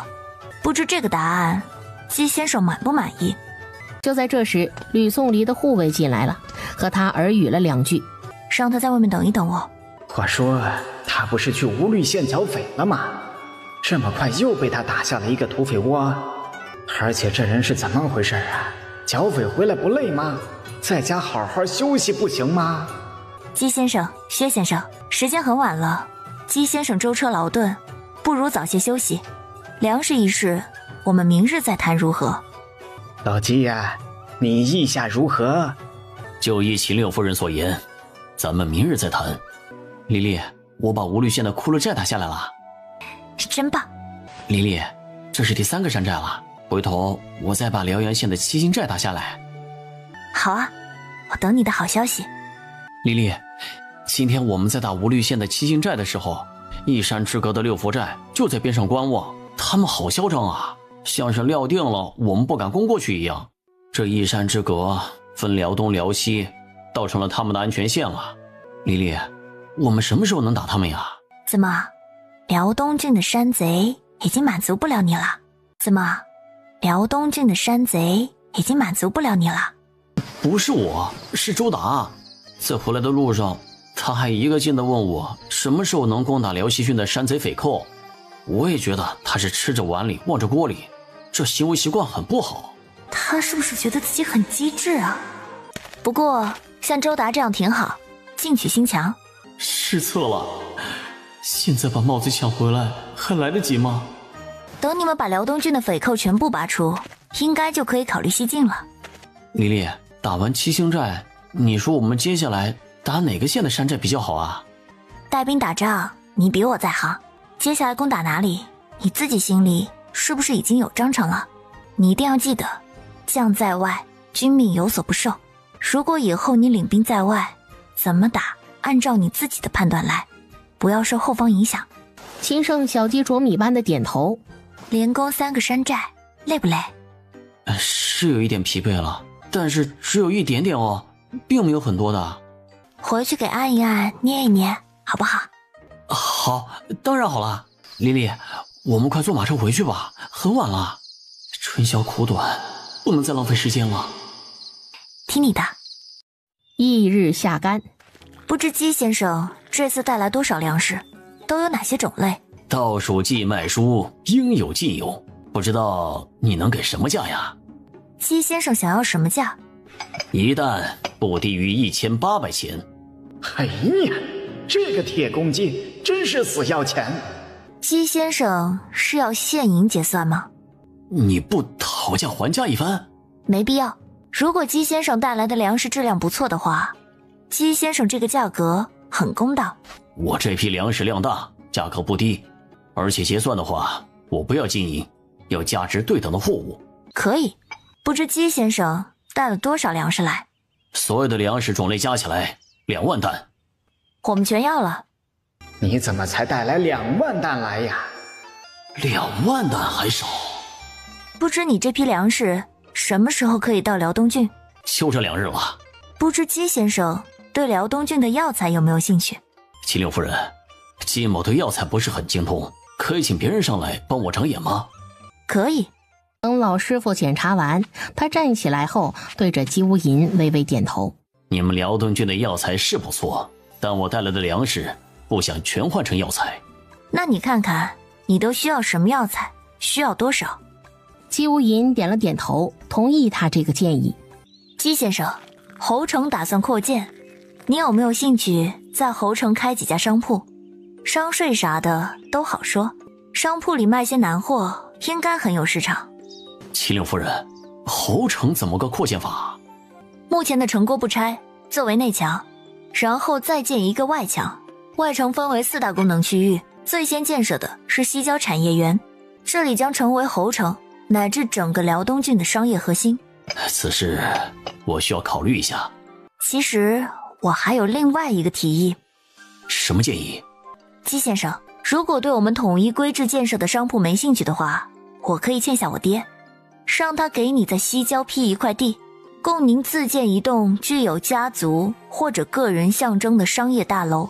我真心建议姬先生考虑考虑，只要这样的一栋楼方能彰显您的实力。好一招借鸡生蛋，花我的钱帮他做建设。在此之前，姬先生只需要交一笔商业用地的费用，即可获得资格。那我就不得不问一下了，这栋具有我姬氏家族象徽的商业大楼建成之后，是属于我的吗？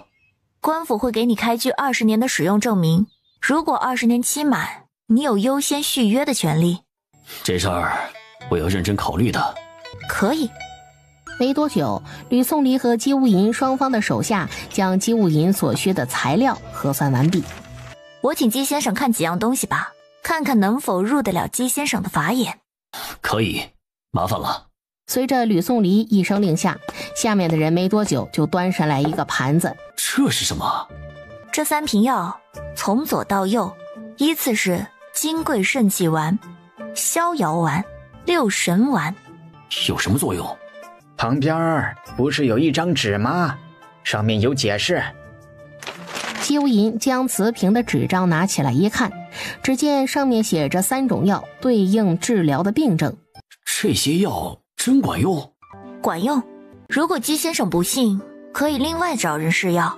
剩下的那1万担粮食，我们就用这3种药和姬先生换，如何？可以。这3种药都有标价，姬先生要多少量，我们可以给你配货。姬先生，我这边还有事，先失陪了，可否让薛先生代为招待，尽一尽地主之谊？可以的，秦令夫人有事自去忙吧。姬先生，我刚才的建议，您可以认真考虑一下。这回姬无银郑重地点了点头。吕宋丽一走，姬无银就开始唉声叹气。你这是怎么了啊？一副天塌下来的样子。我有预感，我的银子要离我而去了。这不是很正常吗？你胳膊肘往外拐。你的考察结束了，结果怎么样啊？还满意吗？不知道怎么说，我能说这个结果出乎我的意料吗？哦，怎么说？我之前提出和秦令夫人亲自谈这笔买卖的本意，是想看看吕氏妇女，特别是你心里认定的新主公吕宋离，作为辽东郡的一把手，思想够不够开阔，允许下面的人赚钱和享受吗？如果在此次交易中，他思想狭隘，斤斤计较，那我不得不怀疑，他并不想让下面的人过得好，不让大家赚钱，或者说赚钱了可能也带不走。我觉得你只是考察这一点，我就感觉你必须满意啊。满意是满意，但一想到那么多银子要离我而去，我就无比心痛啊。哎，你这个想法就对了嘛。俗话说狡兔3窟啊，多给自己准备一条后路，那准没错。粮食刚运回，五人就来报讯。秦乐夫人，粮食运回来了，足足2万担。将其中1万担储存起来，以备不时之需。另外1万担给侯城3000担，另外7000担分别给望平、吴绿县、辽阳县、高显县。高显县境内清水村。不叔，去县里回来了呀？不叔，县里粮食降价了吗？唉，降啥价呀？一斗粮食都卖到300文钱了。唉，吃不起，吃不起呀！我看这个粮价还要往上涨，家里的粮食省着点吃吧。有钱的话可以再买点儿。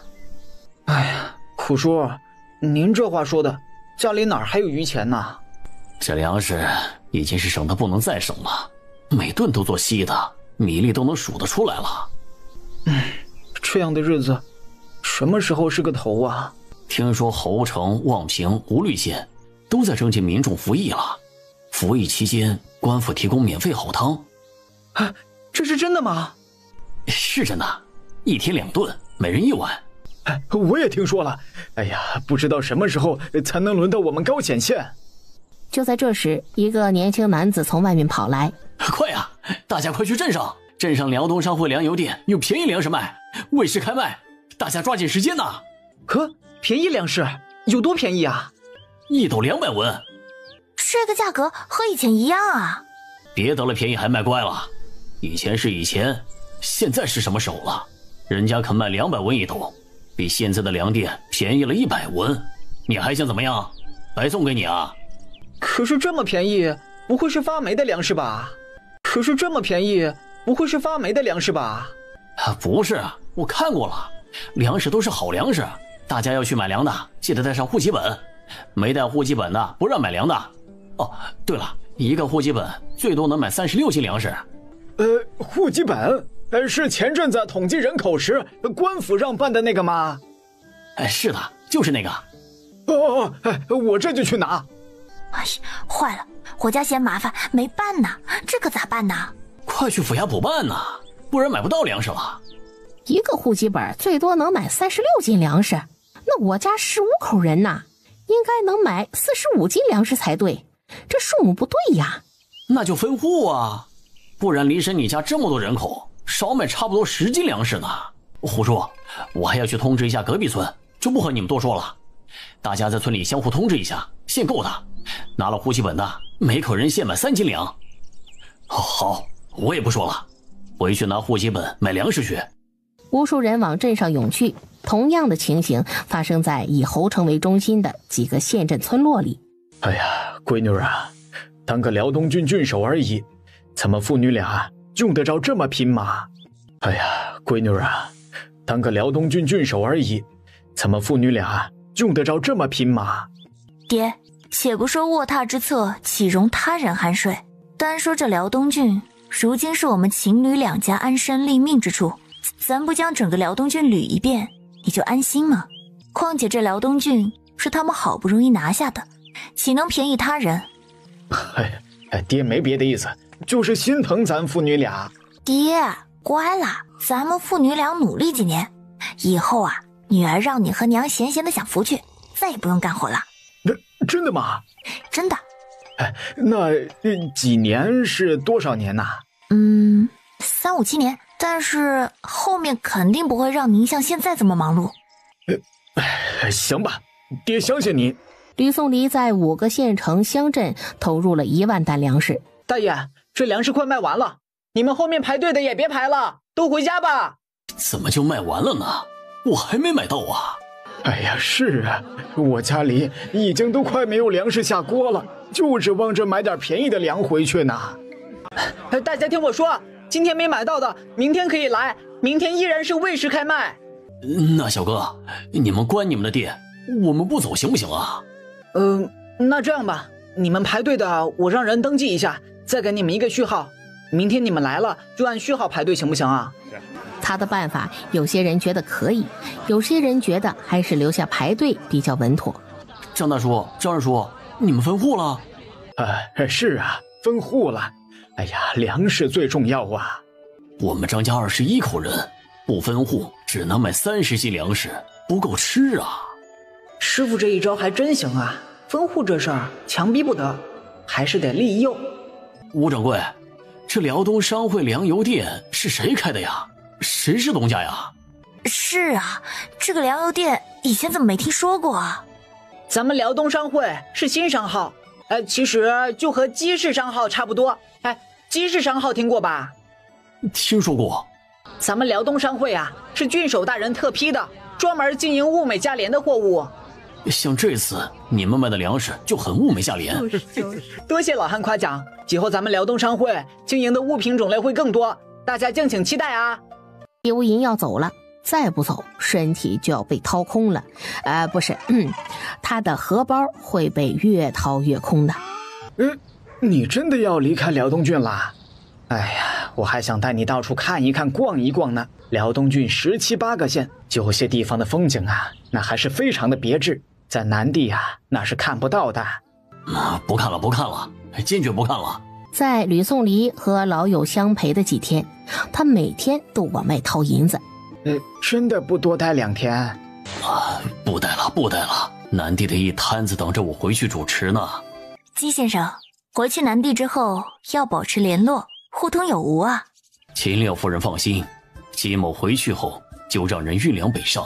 正好过些日子设计图出来了，你的人将粮送到，正好可以拿走。待姬先生满意，差不多就可以动工了。老不死的总骂我铁公鸡死要钱，我看吕宋黎也不遑多让嘛。走了。姬先生一路顺风，回去之后你要小心谢阵。吕德胜呢？吕大人带着一张小板凳在刺史府外静坐。他什么毛病？反正这吕大人就是一个意思，我要迁府，给钱。他是无赖吗？他堂堂一个辽东郡守，还要不要脸了？他们有胡说八道什么？目前还没有，就是静坐。去，把他喊进来。石涛将人喊进来之后，本来打算意思意思，给个2、3千两将他打发掉。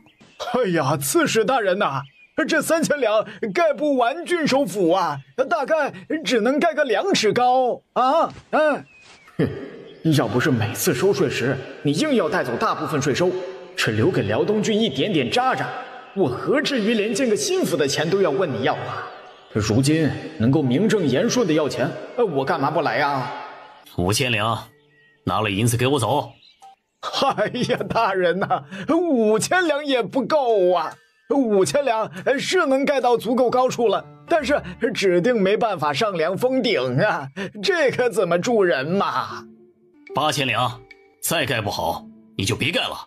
吕德胜见到松口，于是见好就收，麻溜的让大管家带他去拿钱。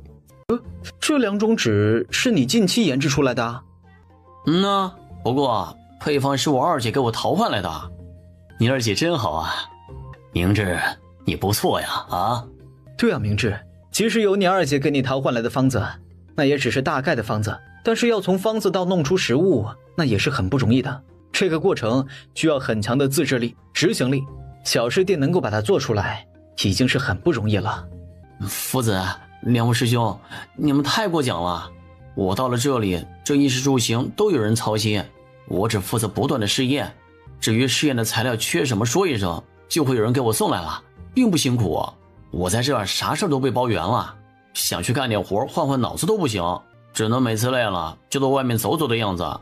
傍晚的时候，周从光和韦文谦两人头挨着头嘀咕了一阵，嘀咕完了，周从光就去找吕明志了。周师兄，是有什么事吗？哦，师弟，我之前研究的那个东西你知道的是吗？吕明志点了点头。师兄呢，还差一点点就能成功了。真的吗？那恭喜周师兄了。哎呀，恭喜什么呀，后面要继续试验的话得那个你懂的。你没问夫子让他支援你一下？夫子很冷酷无情的，他让我不要问他，我求他他也不答应，说我喊爹都没用。哎，咱们不说师傅了。哎，小师弟，你之前在书院的时候，师兄对你好吧？啊，现在师兄想让你帮个忙。什么忙啊？师兄请说，能帮师弟一定帮。师兄是想问你个事儿。哦，你问吧。是这样的，你觉得如果师兄去和你二姐说，让她支援我弄那个东西，你觉得她会不会愿意啊？二姐还没下钩子下饵料，顶多就是打了个窝而已，这周师兄就着急忙慌的把自己挂上钩了。唉，二姐这运气也太好了。周师兄，我可以给你们约个时间，你可以亲自问问他。好。当吕颂离得知周从光等人通过吕明志传话想要见他一见时，他抽了个时间和他们见面。周师兄，有什么需要有什么困难尽管说，你是明智的师兄，我能帮的一定帮。周师兄，既然秦六夫人都这么说了，你就直说了吧。秦六夫人，是这样的。他开始介绍他要做的东西。吕颂离认真的听着。这不是甩干机的原理吗？自带项目挺好的。秦六夫人，你放心，这次我很有把握，就快成功了，不会花很多钱的。你能不能帮我买点材料啊？好啊，你的试验场地同样安排在北区的4进院子行吗？就安排在明志旁边的院子，我再给你安排一个管事，和明志院子里的姚管事一样，专门负责你的一切需求。后面需要买什么东西来试验，你吩咐他就行，会尽快买回来给你的。哦，好的，都可以，你安排吧。詹夫子和韦师兄有没有什么事？詹夫子迟疑地摇了摇头，韦文谦也是。秦六夫人，我一定会很快弄好，不会让你太浪费银子的。我相信你，好好干，该买的材料就买，不要怕花钱。以后小师弟他二姐就是我亲姐。夫子，我二姐交代我弄一样东西，有些地方我没想明白，你能来帮帮弟子吗？韦师兄，你也来帮帮师弟吧。其实吕颂离交给他的正是雕版印刷术的研究。行，那一会儿我们去你院子里看看啊。南地。哈战，小猪牙岛那边什么情况？我看不出来，但是马师傅几位都是有经验的，听他们的应该不会错吧。天知道，得知这个大惊喜的时候，他差点就要晕过去了。可惜的是金矿不大，质量不理想。就按计划执行吧。目前所有计划启动前的布局已经安排好，那我们就启动计划吧，后续的事情就交给你来主持。我要一个什么样的结果，你知道的。岳父放心，小婿会安排好的。此事成了之后，岳父莫忘了之前的承诺，放心吧，你是我女婿，都是一家人，我不会亏待你的啊。听说你和陆源的嫡女陆斐在净慈寺单独见面，那日赵氏肚子不舒服，我娘说是冲撞了，后来小旭陪母亲去净慈寺，想着替她和肚子里的孩子求个平安符。当时陆小姐所乘的马车马匹受惊，眼见着人就要从马车上摔下去，小旭不得不让人出手相救。陆小姐得救后便来与我道谢，事情大概就是这个样子。陈家业点了点头，便让这事儿过了。不过岳父，这是歪打误撞的，陆斐此人我能用得上。谢战大概和他说了一下自己接下来的行动。你看着办吧，一切以我们的计划为要。谢战从陈府出来时正是下午时分。家主，陆大小姐让人传话说想见一见你。那就明晚明华楼吧。等谢战到了明华楼，就发现陆斐正在喝着闷酒。你来了。等你清醒了我们再说话。行，我先去洗把脸。朱从文，你爹也太狠心了，竟然把你派到朱崖岛去吃苦。朱从文，你爹也太狠心了，竟然把你派到朱崖岛去吃苦。是啊，要不是他还算疼你，我都要怀疑你是不是他亲生儿子了。你这次回来不走了吧？他要是再让你去朱崖岛，你就和你娘告状。哼，胡说八道什么啊？你们懂什么？我爹那是爱之深责之切。不是，这吃苦跟爱之深责之切有关系吗？朱哥，你应该说父母之爱子，则为之计长远才对。哎，随便了，反正都是一个意思。来，大家喝一个啊！我现在去了朱崖岛，难得回来一次，大家一定要吃好喝好，酒不够再拿，菜不够再点。朱哥，你发财了，出手这么阔绰。哎呀，没有发财，就是我难得回来一趟嘛。谢战所在的包厢和朱从文的包厢紧紧挨着。这时陆斐洗漱好出来了。你三番两次找我，有什么事？将自己在陆家的憋闷以及所受的气说了出来。既然你不满，那就反抗。怎么反抗？自己想。像你之前和我说过的那个姑娘一样。你自己决定。你能再说说她的事儿吗？可以，如果不想养人鼻息过活，自己就要努力了，不然谁也帮不了你。你也帮不了我吗？对，我也帮不了你。人能依靠的永远都只有自己。试一试吧，情况再差也不会比现在更差了。谢战，真的有那样的女子吗？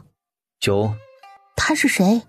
以后有机会的话再告诉你。你出来很久了，该回去了，走吧，我送你出去。族长，我去备马车。说着他不小心将门一推，太过用力了，门撞到墙壁上，发出砰的一声。族长，对不起啊，小的太不小心了。少爷对不住啊，奴才去下面给您拿套干净的衣服。你们慢慢吃啊，我去换身衣服。他冲到门口，正好看到谢战护着一女子下楼。不知朱少找谢某有何事？谢战啊，谢战，你不愧是长安来的翩翩风流家公子，这到了南地依旧不改风流习性啊。朱少这是何意？陆家嫡长女陆斐。朱少可以把话说明白吗？谢兄，你就别装了，我都看见你俩。朱公子误会了，我和陆大小姐没有什么。谢兄，你以为你不承认就能躲得过去吗？啊，我既然敢把你叫出来，手上就不会没有证据。你说我要是把这件事情捅到陈家业那里，你会有什么下场？谢战的脸色变得凝重起来。其实叫我封口也简单，把陈家的小猪牙岛卖给我。不可能。哟，你想清楚再说话啊！这是陈家的产业，我无权处置。这我可不管，这是你的问题。3天之后我要答复，如果答案让我不满意，后果你知道的啊。朱从文说完，不等谢战回答，便扬长而去。辽东郡侯城郡守府，这些放到我爹的办公桌上去。我来吧。哎呀，闺女啊，你累不累呀？累的话就先休息一下。还行，爹，你手上那些都是比较紧急的公务，需要你赶紧处理。好的，爹这就处理啊。这时，一封来自南地的信送到了辽东郡，去请薛大人过来。没多久，薛许就到了。吕大人好，秦六夫人，您找我？这封信您看看。好，秦六夫人呐，谢战那边应该如你所猜测的，转移了一部分族中年轻的人才出去，化明为暗。哎呀，这谢战还真是奸诈呀！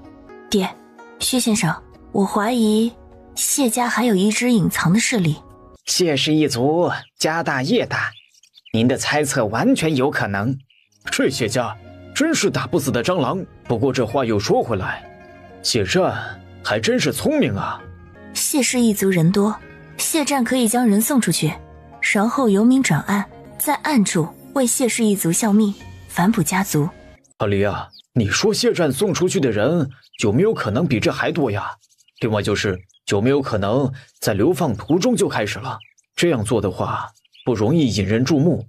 爹，其实我们知道有一批人被谢战送出去了就行，探查数量多少这个没有意义。爹，薛先生，军、政、商三界，谢战送出去的这批人最有可能会投入到军商两界。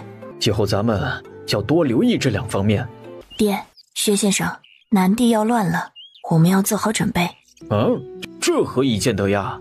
南地因为水灾，局势微妙，谢战不会放过这次机会。谢战有这么大的能耐？他现在不是还在寄人篱下吗？爹，不能小看他。薛先生，像谢战这样的情况，要获得陈家业全然的信任，我觉得要么他为陈家立下大功，要么就是替陈家规避到大危机。你以为谢战会是哪一种情况？前者吧。算了，想不通，先放着。首先，陈家倒霉是板上钉钉的。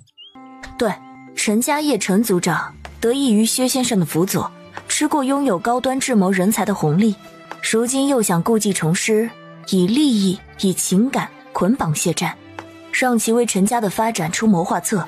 谢战不是那等甘居于人下的人。然后朱家应该也逃不掉。最后一家应该是陆家。接下来咱们做好相应的准备，趁着谢战把水搅浑了，我们下去浑水摸鱼。好。那个雕版印刷弄出来了吗？二姐，你去看看就知道了。只见院子里，詹夫子和韦文谦正拿着刻刀，在一块2根拇指大小的方方正正的木块上刻字。二姐，本来我已经将你说的那个雕版印刷都快弄出来了，但韦师兄觉得这样子要印一本书，刻版很慢，费工费料不说，而且有错字也不容易改正。你瞧，咱们这样子做，是不是比你原来弄的雕版印刷要好啊？詹夫子、韦师兄、明智，你们真是厉害，不仅能够举一反三，对项目进行改进，让整个印刷变得灵活简单，而且你们还会雕刻，真是多才多艺。你没事的话，就不要在我们旁边说话，打扰我们了。瞧，这次这一笔都刻错了。我只是太佩服你们了，才忍不住说这么多。我真想不到还有什么是你们不会的，所以赶紧把你们的18般武艺都使出来，为辽东郡的建设添砖加瓦吧。而且詹夫子，你太会教学生了。目前我见过的周师兄、韦师兄还有明智都非常出色，不知道其他师兄是不是也一样出类拔萃？他们也就还行。真想见一见他们的风采。想见就见，这有何难？带我去信，将他们叫来。那我们就侯城扫榻相迎了。夫子，你大意了，中计了，知道吗？小师弟，你胭脂夫子不是完全确定了辽东郡可来，然后有意喊其他师兄一起来吃大户的？20万两，小猪牙岛你拿去。这么贵啊？哎，我说你们陈家怎么不去抢啊？你们那座小猪牙岛，按照行情顶天了也就值15万，这还是我高高的给了，正常行情也就10万两。反正就是这个价，要不要随你。这个价格我无法接受，你去和陈家业谈，10万两倒是可以。这事我已经尽力了，谈不了你也别总威胁我。要知道陈家不缺钱，根本就没有卖小猪牙岛的打算。你就不怕我真的把你和陆大小姐之间的事情捅到陈家业跟前儿啊？你想去就去，我和陆大小姐根本就没有什么事。我答应了，什么时候可以交易？随时可以。那就明天早上未时，不见不散。他手上没那么多现银，他决定找姬氏钱庄拆借一下。不知今日朱少登门有何贵干呐？我这事儿你处理不了，让你们姬大少出来。这……还不赶紧去请人？朱少，能否稍微透露一二？我也好和上头的人请示。哎呀，就告诉你们姬大少，这是一笔大买卖就行了。这时姬无银就在钱庄2楼。姬师叔，怎么是您在钱庄啊？姬大少呢？他有事吗？我一把老骨头了，人也比较闲，就来钱庄转转了。你今天来是不是有事啊？有事你就直说啊。那姬师叔，小侄就直说了啊。小侄想从姬氏钱庄拆借20万两银子。数目这么大呀？贤侄，你拆借这么一大笔银子，可是要做什么大买卖？要是有好买卖，带带师叔呗啊！哪有什么大买卖呀？我现在不是被我爹派往朱崖岛了吗？我寻思着，我家老头子不久就要过大寿了，我呢得赶紧把寿礼给他准备起来呀。你爹不是上个月才过完大寿吗？是啊，离他下次大寿仅仅只有11个月了，时间很紧迫的。所以我寻思着，我们朱家在朱崖岛的地儿还是小了点，我想把地盘弄大一些，养点什么，做出成果来，然后把它当成寿礼送给我爹，他一定开心。有人要卖朱崖岛的地？师侄啊，这事儿不然你回去和朱家主商量一下再说。姬师叔，我都说了，这是我给我爹准备的惊喜，我要是和他商量了，那还有何惊喜可言呢？恐怕对朱长年来说，这不是惊喜，是惊吓呀。师侄啊，有时候做买卖还是稳当好啊。姬师叔，你就说这笔银子你借不借吧？姬无银摇头。难道我朱家嫡子的身份还不足以拆借20万两？又不是不给你们利息。如果这事儿你爹同意，或者你爹是知情的，你要拆借20万两，我们这边当然没问题了。师叔这也是担心你被蒙骗了。我都这么大的人了，谁还能轻易蒙骗得了我呀？师侄，不是师叔不借银子给你，而是行有行规，20万两银子的拆借必须有抵押物。我给高利息不行吗？而且这笔钱我不用拖太久就能还你。抵押物和20万两银子是等值的，只要你在约定的时间还钱，这抵押物你随时能赎回去，你只需将期限的利息付了就行了。你这么犹豫，还是你对自己没信心？笑话，要是投资别的我可能没有信心，挖金矿还能没信心吗？你要什么抵押物？不是我想要什么抵押物，而是你有什么能抵押的。用粮食抵押行不行啊？爹和二叔都疼我，偷偷挪用一下2、3个粮仓的粮食抵押一下，这应该没有问题吧？可以。很快双方就签下协议。深夜，番禺码头，姬无银亲自带着人开始转运粮食。从文呐，你这是干什么呀？朱从文一见他二叔来了，赶紧将人拉到一旁解释了一通。二叔，侄儿虽然没有啥本事，但是也不是那等自命不凡的人，清楚自己有几斤几两。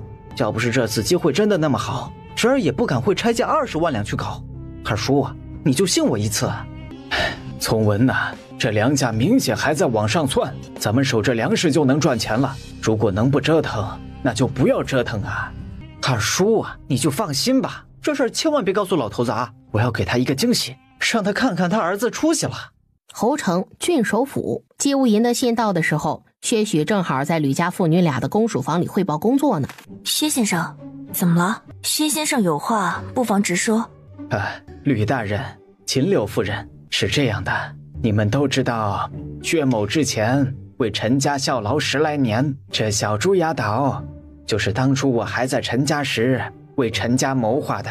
那里当年曾有过一个传言，说小猪牙岛有金矿，当时不少人去寻摸过，可是都没有找着，这个传言才渐渐的没有相信。闺女儿，你想到什么了？闺女儿，你想到什么了？小猪牙岛应该是真的有金矿，还记得我们之前的推测吗？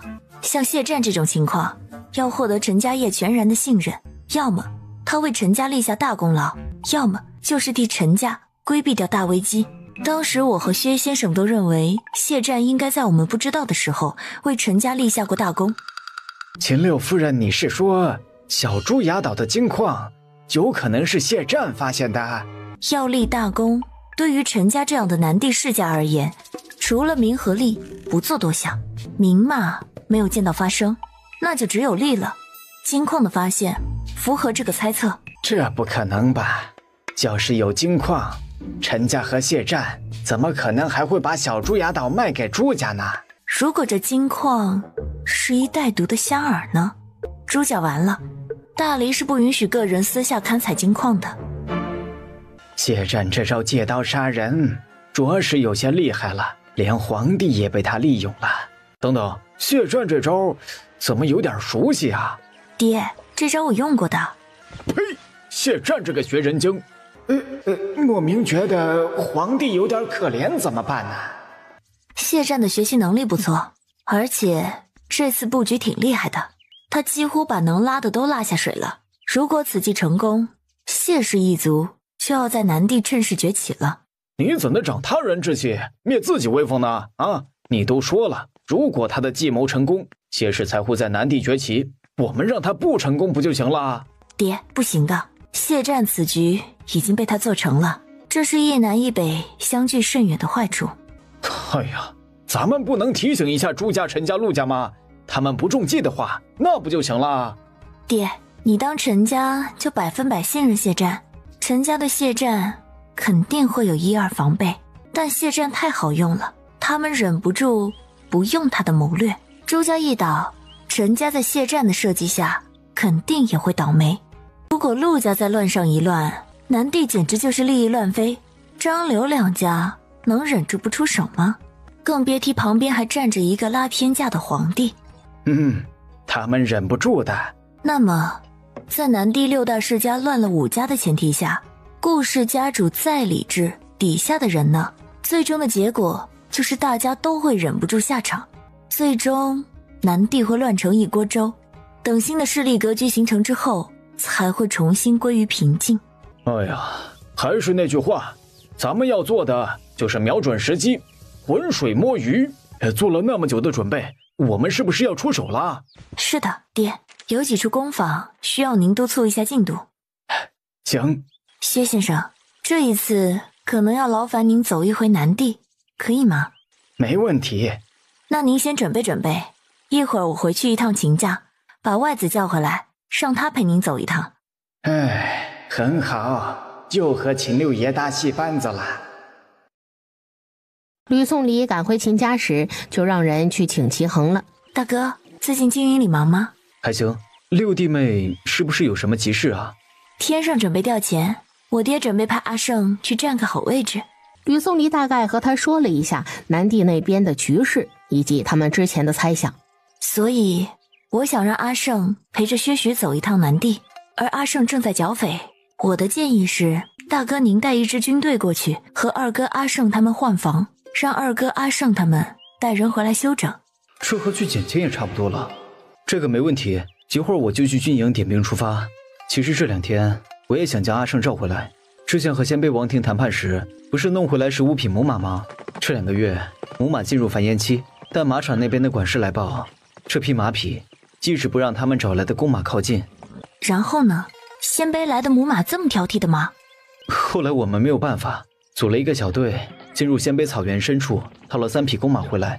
那15匹母马总算让公马靠近了。很好，很强大。我之所以想将小六叫回来，是我们的人在草原深处发现了一群野马，其中头马很是狂野，几百人降不住他。我想让小六去试试。事不宜迟，见吕宋离没什么交代的了，齐衡便起身回金营去做准备。夜里，秦胜抱着怀中的娇娇，别了，咱们说说话好不好？乖，听话。好。此次前往南地，以薛先生为主，办完事就回来，保护好薛先生。最重要的，是保护好自己。好，这个锦囊你拿着，如果你意外遇到谢战，他一直为难你或者恐吓你的话，不用怕，你就打开锦囊，里面有对付他的办法。哦，我知道了。一定要平安回来。玲玲放心。长安。皇上，您还记得谢战吗？朕记得谢战，他和他的家族好像是流放岭南了。左爱卿，你怎么提起他了？皇上，是这样的，南地朱崖岛上发现金矿。果真是谢战发现的吗？果真是谢战发现的吗？皇上，请听臣详细说来。左爱卿请说。发现金矿的地方是朱崖岛上最东边的一个小朱崖岛，这一片本来是陈家的，陈家家主将其交给谢战管理。前些日子，南地6大世家之一的朱家嫡子朱从文，却是以权势威逼谢战，以20万两的价格从他手里将小朱崖岛给买了过去。那小朱崖岛本来只值10万两，谢战为了逼退对方，就开出了20万两的价格，但对方在溢价这么高的条件下，还是买下了小朱崖岛。当时谢战就觉得不对劲，在交易完成之后，便派人偷偷留意起了小朱崖岛的动静，然后就发现朱家竟然在偷偷私采金矿。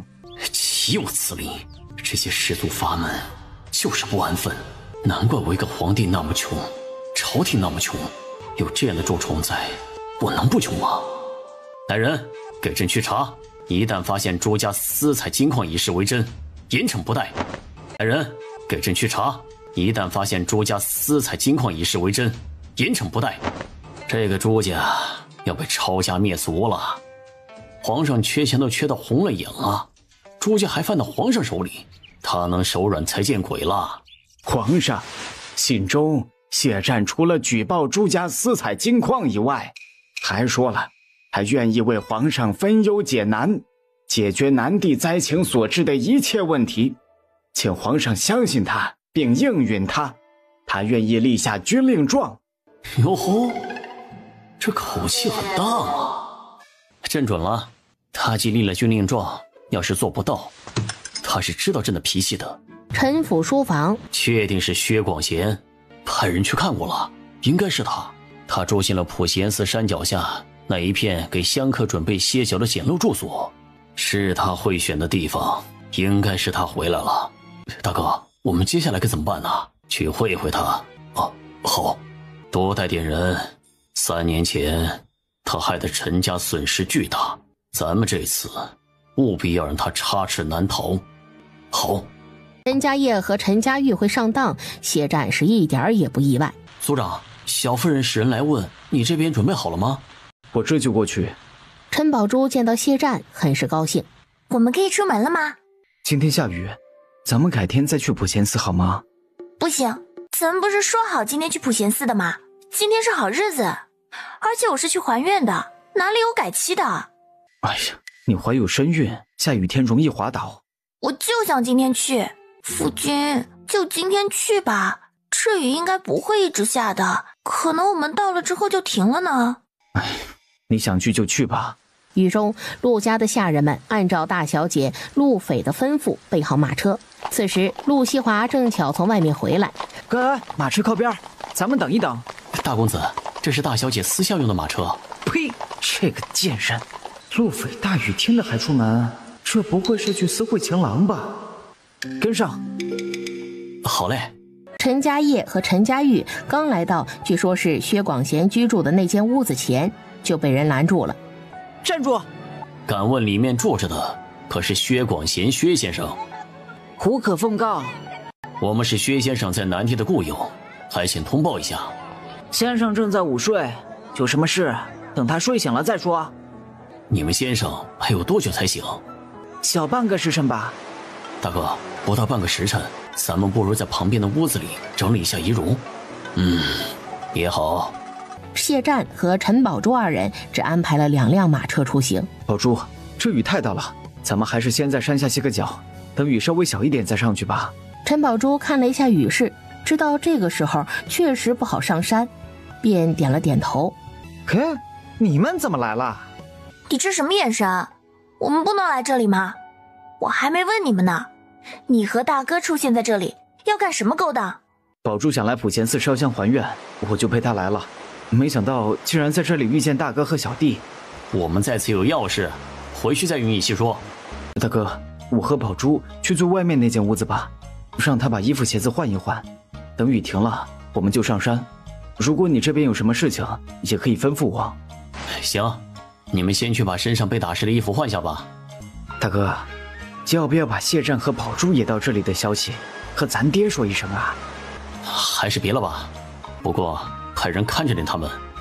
陈海和陈诚是陈氏一族的族人，这会儿两人正守着一处出口。谁？自己人？是你们呢？当然是我们啦，不然你以为这么大的雨谁想出来呀？想不到你们还挺负责的呀。哎呀，没办法，大家都一样。对了，你们带什么好吃的来了？篮子里的东西是我们俩的，你们就别惦记了。大公子让我们来接替你俩的，你们先去换身干爽的衣服，吃口热乎的不好吗？这里我们来守就行了。行，那这里就交给你们了。陈海和陈诚一边往回走一边聊天。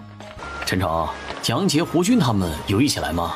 哦，哎呀，今天来的人太多了，记不清了。但是我想应该有吧，不然他们从哪里冒出来的？砰！说着话的两人没注意身后，被人从背后袭击，人立即倒下了。陆西华眯着眼，隔着一连连的雨幕，看着在屋檐下交谈甚欢的一对男女。这个贱人竟然恋上了有妇之夫，大雨天的出来私会。陆西华还跟在后面吗？没有，他没有跟上，但是他应该能看到我们这边。他会动手吗？会的。来，雨大，我送你到旁边的屋子去。从陆西华的角度看到谢战和陆斐共撑一把伞，最后消失在他的视线里。大公子，咱们还跟上去吗？当然了，跟上去，抓住这对厮混的狗男女。等等，大公子，俗话说捉贼拿赃，捉奸拿双。再说了，现在这个天色还早，他们应该不会发生什么。不如这里先派人守着，然后您先回家将老爷请来。这样一来，最后不管大小姐有没有与那谢战苟且，只要揭发他与有妇之夫的私情，老爷必然震怒。薛先生，我是陈家业，多年不见，还请出来一叙。轰隆隆，轰隆隆，一阵轰隆声传来。不好，是山洪，快跑！谢战反应最迅速，他在第一时间拖着陈宝珠朝屋后的山上奔去。快跑！邵将军，我们要下去救人吗？族长还在下面，也不知道能不能安全躲过这一劫。不去。谢战让他办的事儿他办了，他可没让自己再去救他。生死有命，富贵在天，一场山洪夺走了陈家家主及20多名核心成员的性命。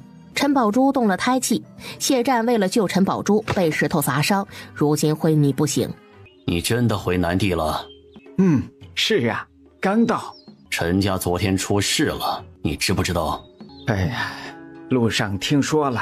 陈家业、陈家玉都死了，还有他的2个儿子，几10个族中精英都死了，真是惨呐！这下他们陈家真的是伤了元气了。对呀，他们这是被人一锅端了，这确实是蛮惨的。其实他们岂只是伤了元气而已啊！等着吧，陈家距离覆灭那不远了，即使不覆灭，也会变得名存实亡。你的意思是，这一切都是谢战算计的？你会不会想多了？这一切都只是巧合而已吧？真的只是巧合吗？要知道出事的都是秦六夫人预测最会先乱起来的陆陈朱3家中的2家哦。而且谢战的昏迷真的是昏迷吗？谢战真是个疯子，他就不怕自己也死在了山洪里？谢战真是个疯子，他就不怕自己也死在了山洪里？我只能说谢战是个狠人。那你知不知道为什么陈家业和陈家玉会带着那么多陈家的嫡系核心成员前往普贤寺山脚下呢？和我有关？是啊，陈家就是为了前去围堵你，才遭此横祸。哎呀，这锅他真是又黑又重啊！谢战，你个铺盖仔！陈家的事先放一边，你帮我约一下朱昌年，越快越好。你们真要掺和进来？他们人都到了南地，后续的物资会陆续运到，像是开玩笑的样子吗？你今天去了普贤寺山脚下的香客街，还不老实交代？老爷，消消气，孩子有做的不对的地方，你好好和他说，他会改的。你给我闭嘴！都是你把孩子惯的无法无天了，还不赶紧把事情一一说来？陆西华没办法了，只好老实交代了他是怎么发现嫡长姐出门，怎么尾随，怎么发现他和有妇之夫的谢战有染，怎么捉奸的。于是你就将香客街前后门都锁上了。爹，这事儿不怪我呀，都怪陆斐。若非他不检点，雨天司会有妇之夫，我也不会想着捉奸，就去锁上那2道门呐。你自己闯了祸，就想祸水东移？我没做过的事儿，我不承认。哼，你没做过？看你在江虎街和谢战巧笑倩兮的样子，恐怕不止司会一回了吧？老爷，这事儿一定要查清楚，咱不能冤枉了无辜啊！来人，带大小姐下去检查一二。爹，你不相信女儿？陆源挥手，陆斐被请了下去。没多久，验身的老仆妇就来了。回老爷夫人，大小姐依旧是清白之身。这时门房来人了。老爷，不好了，郡守府派人来陆府拿人了。爹，救我呀！都给我冷静一点。没多久，陆西华被官府的人押走了。薛广贤，真的是你？原来陈家真的是为了找你才遇到山洪全军覆没的。薛广贤，真的是你？原来陈家真的是为了找你才遇到山洪全军覆没的。我今天刚回南地，未曾到过普贤寺山脚下的香客街，我是乘船回来的。曹帮那边可以帮我作证。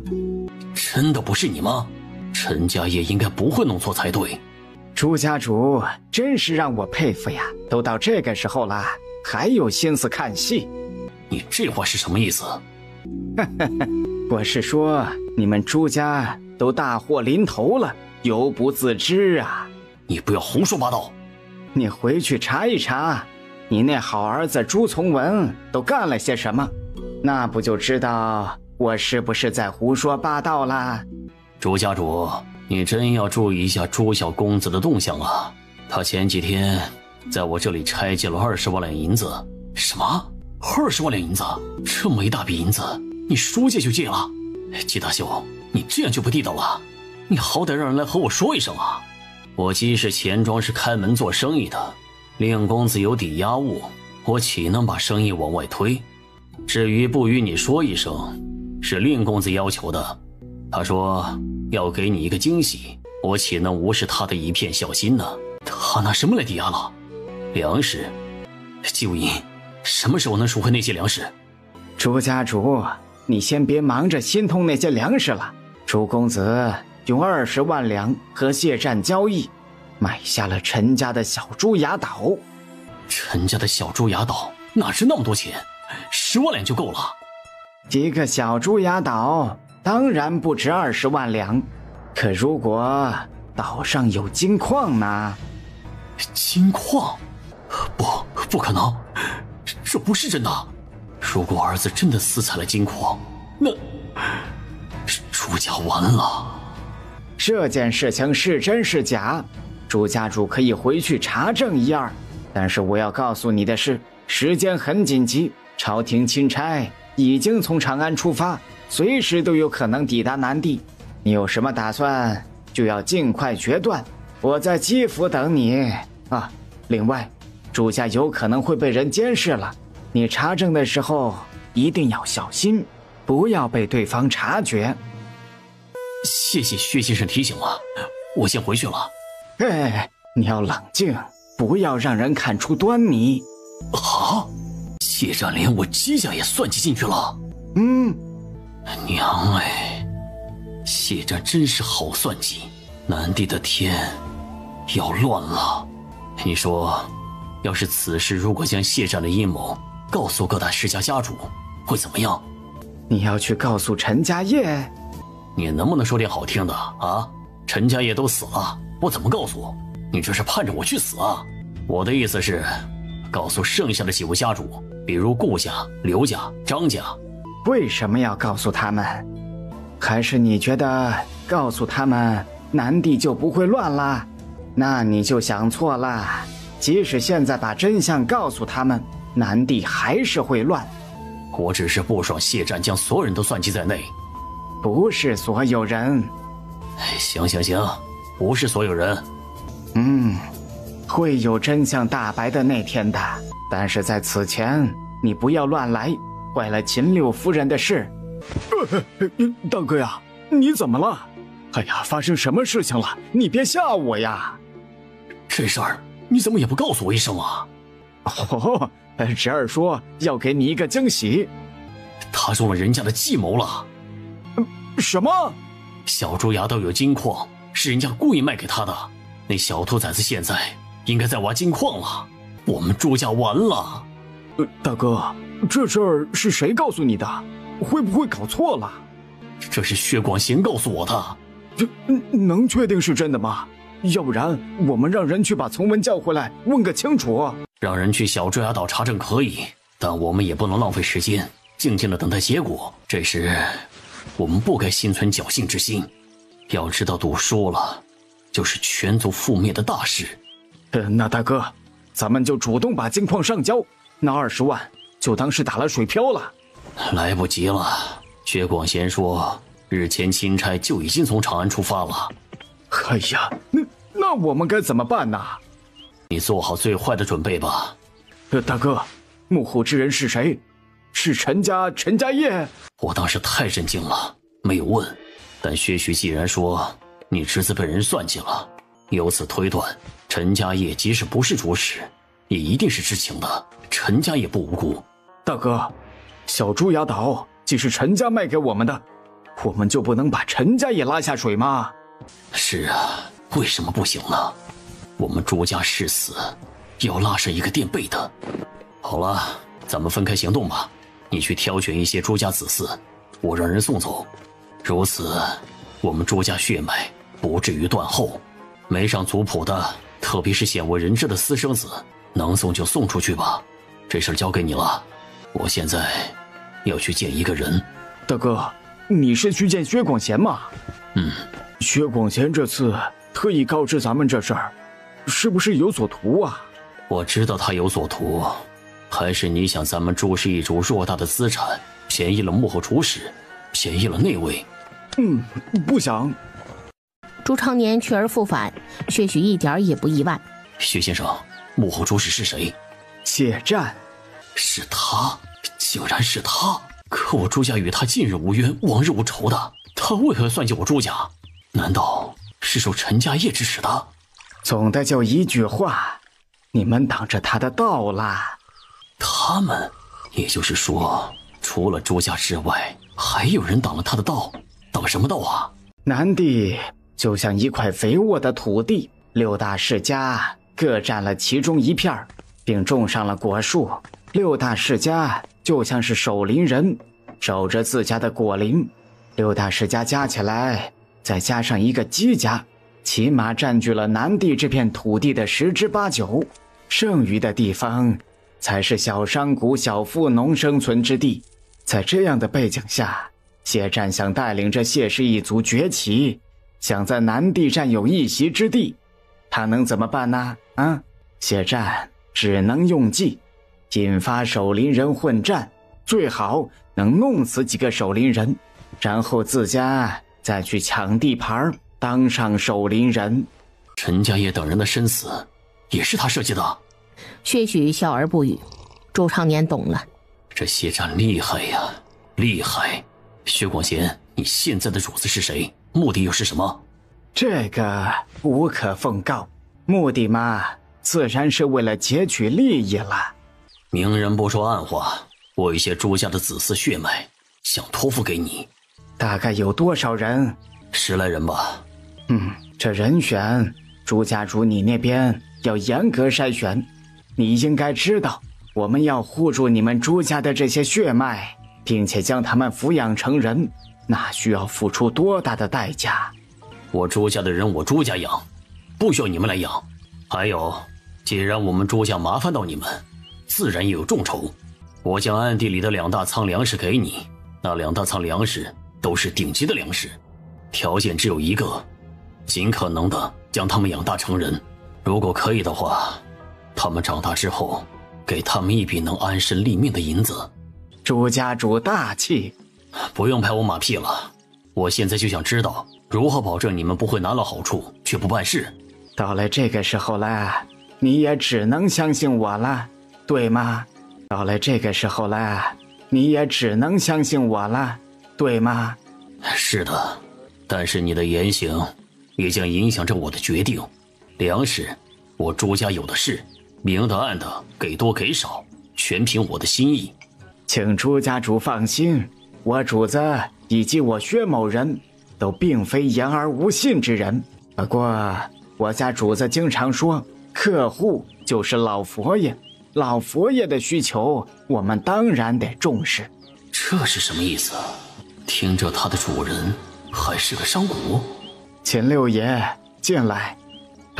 这位是我们秦圣秦六爷，镇北侯秦越嫡幼子。六爷，这位便是朱家主。镇北侯一家不是流放平州了吗？久仰，幸会。薛先生，你们的诚意朱某感受到了。我最后再送你们1大仓粮食，这是我朱家家主的信物，你们安排人随我的心腹前去取粮吧。朱家主，你是对的，有些事知道的人越少越好。我再拿2仓粮与你抵押，贷款18万两银子，抵押期限1天。你敢吗？我有什么不敢的？敢就行，咱们就定下契约吧。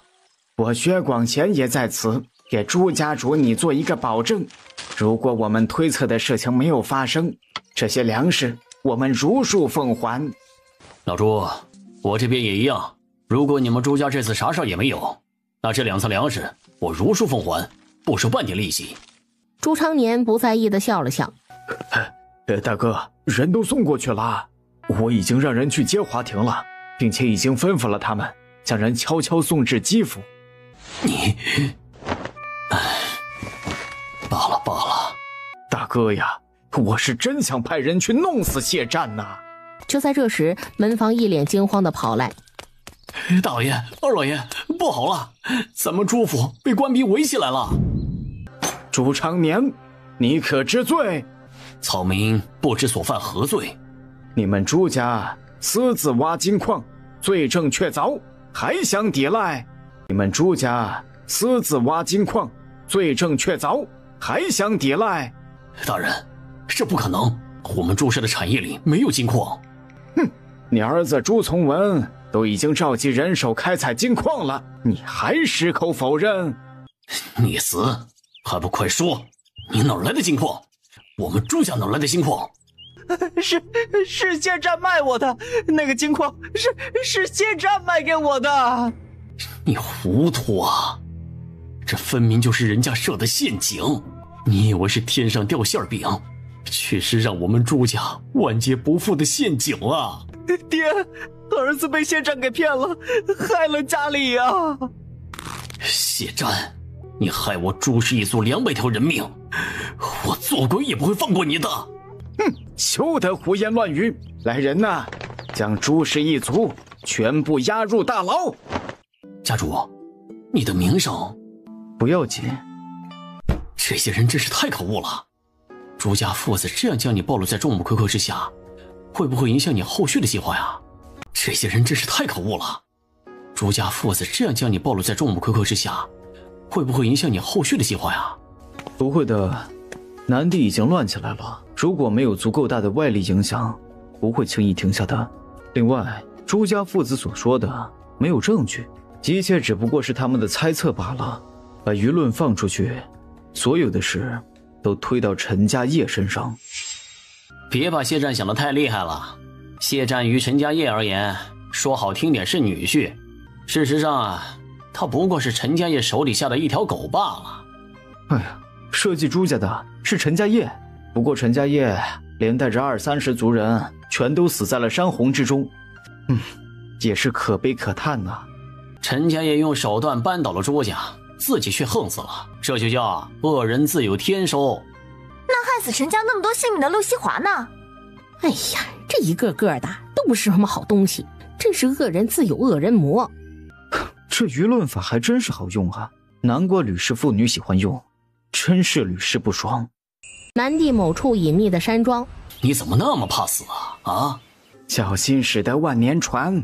之前你住基府的时候，不也啥事都没发生吗？此一时彼一时，朱常年的心思白费了。你们这南地的舆论有人操控啊！什么意思啊？谢战这血人精，不用猜了，这一定是谢战搞的鬼，都是偷学李丽的。唉，真是树欲静而风不止啊！此时朱家的家产正在被官府查抄。族长，怎么了？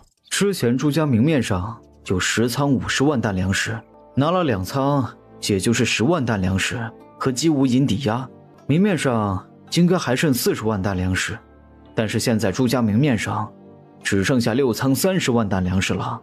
让左安民去问姬无银拿契约。谢南领命而去。当他看到契约上的期限只有1日的时候，气笑了。他用计弄倒了朱家，竟然啥也没捞着，这怎么可以？吕松离啊，吕松离，真不愧是你啊！别人都还没有反应过来，你就已经伸手了。来人，派人秘密监视基府。是。让左阿民下令给郡守封锁各大城门，还有所有码头。另外，着人去码头打听一下，这2天有无大批的货物运出。是。没多久，打听消息的人就回来了。吕松离啊，吕松离，你对人挟取了利益又如何？抢到了一块肥肉又如何？要瓮中捉鳖，我要让这块肉烂在南地。另外，最好南地不是秦家人，要不然我要把你们都折在这里。这日，姬无银从薛许那儿回到了姬府。老爷，有人在监视姬府。那老不死的是对的，谢战太聪明了，估计他已经意识到什么了。看来下次过去找他们时要更谨慎了，防止被跟踪。哎呀，咱们要抓紧啊，速度要快。他们盘下了4家店，分别在陆家书肆或边上或对面。那就暂定原木书香风，简洁快速。你们怎么一点也不着急，不害怕？辽东郡这些人怎么回事啊？谢战明显是想关门打狗，都这样了，你们还惦记着捞钱，真是要钱不要命了。谢南第一时间将辽东商会书肆开张的情况汇报给族长。辽东商业书肆，确实一点也不掩饰了是吧？这和明抢有什么区别？吕松离啊，吕松离，你说你的手怎么就伸得这么长呢？族长，你说辽东商会那些人就不怕官府找他们麻烦吗？说谎吧。家主，陈家和陆家已经2败俱伤了，属下支持你这个决定。谢战点了点头，收网，必须收网。吴掌柜，你们这是？没事没事，大家别多想啊。这箱子里装的是什么呀？感觉挺沉的。我估计是这几天的营收。我也这么觉得，那小匣子里装着的是银子吧？那大箱子装的就是铜钱喽？不是吧？这家书肆新开张第3天，竟然挣了这么多呀！人家已经很便宜了，挣的都是该挣的钱。哎呀，是啊，咱们也不能光盯着人家挣了多少钱，也得看自己有没有受益呀。走，咱们跟上去看看，反正书肆都快打烊了。街市钱庄，今天依然很多人在排队取钱。哎呀，吴掌柜，你来了。是啊，季大少。